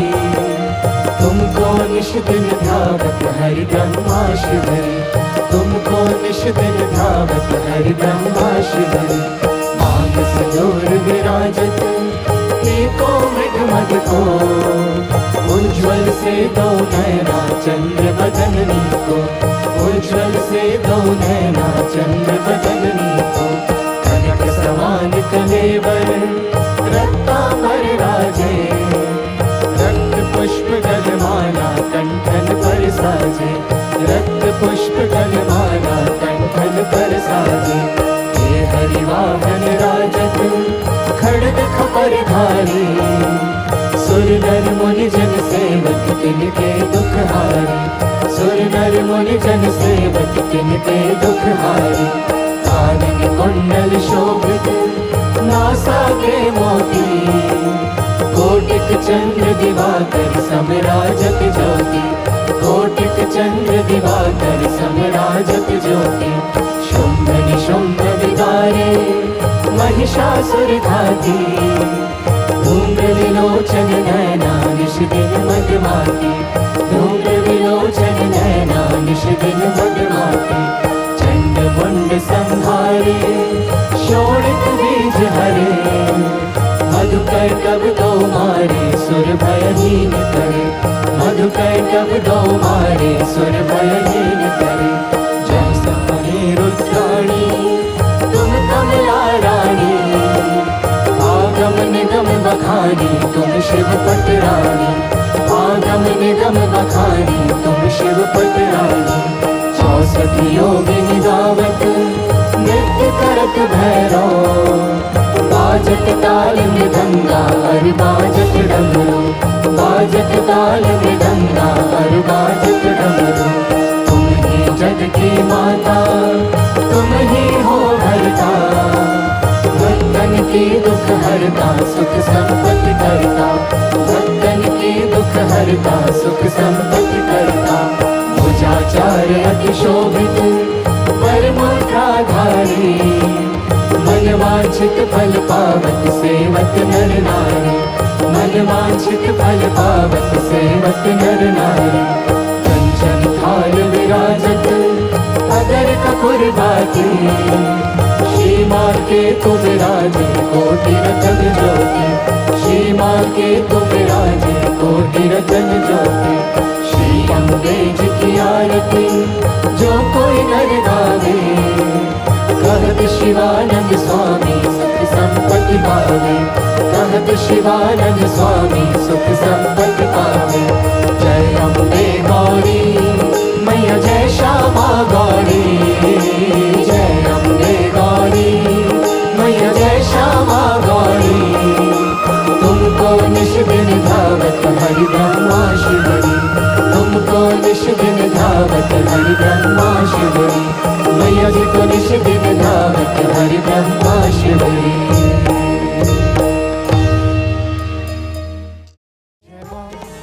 जय जय माँ जय माँ जय जय माँ तू सबका मंगल करती है जय माँ जय जय माँ जय माँ जय जय माँ महाकण कण में तू रहती है तू सबका मंगल करती है कण कण में तू रहती है तू सबका मंगल करती है विपदान पड़ी भक्तों पर विपदान पड़ी जब जब तूने सुनी जन जन की पुकार किया तूने दुष्टों का संहार किया तूने दुष्टों का संहार ओ माँ तेरी महिमा अपरंपार किया तूने दुष्टों का संहार ओ माँ तेरी महिमा अपरंपार किया तूने दुष्टों का संहार ओ माँ तेरी महिमा अपरंपार महाकण कण में तू रहती है जय माँ जय जय माँ जय माँ जय जय माँ तू सबका मंगल करती है जय माँ जय जय माँ जय माँ जय जय माँ माँ कण कण में तू रहती है तू सबका मंगल करती है विपदान पड़ी भक्तों पर विपदान पड़ी जब जब तूने सुनी जन जन की पुकार किया तूने दुष्टों का संहार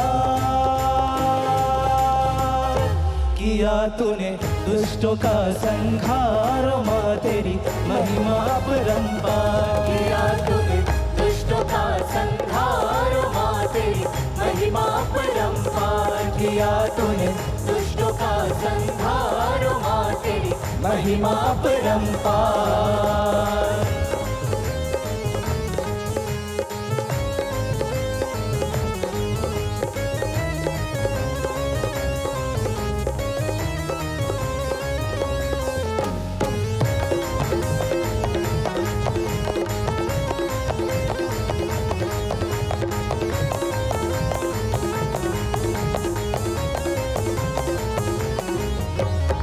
सुर भयहीन करें जग जननी भक्तों को है उबारे भक्तों को है उबारे भक्तों को है उबारे धर करुणामय रूप को अम्बे मधु कैटब दो मारे हाँ मधु कैटब दो मारे मधु कैटब दो मारे सुर भयहीन करें जग जननी भक्तों को है उबारे धर करुणामयी रूप को अम्बे मधु कैटब दो मारे हे रुद्राणी मात भवानी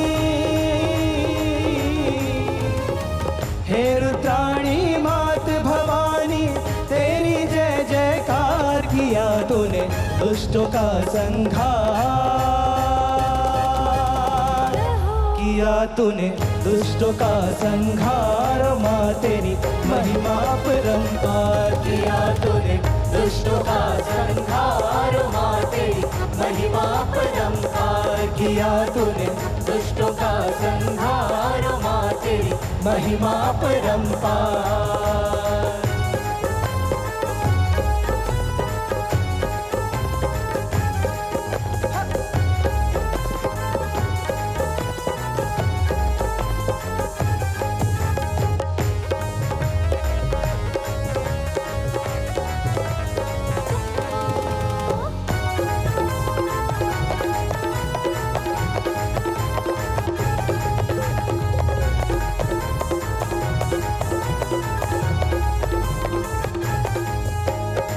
कंचन थाल कपूर सजा के देव ऋषि पूजन को आए देव ऋषि पूजन को आए देव ऋषि पूजन को आए चहु ओर छाई उजियारी शिव योगी तेरे गुण गाए शिव योगी तेरे गुण गाए शिव योगी तेरे गुण गाए कंचन थाल कपूर सजा के देव श्री पूजन को आए चहु ओर छाई उजियारी शिव योगी तेरे गुण गाए हे ब्रह्माणी हे महारानी,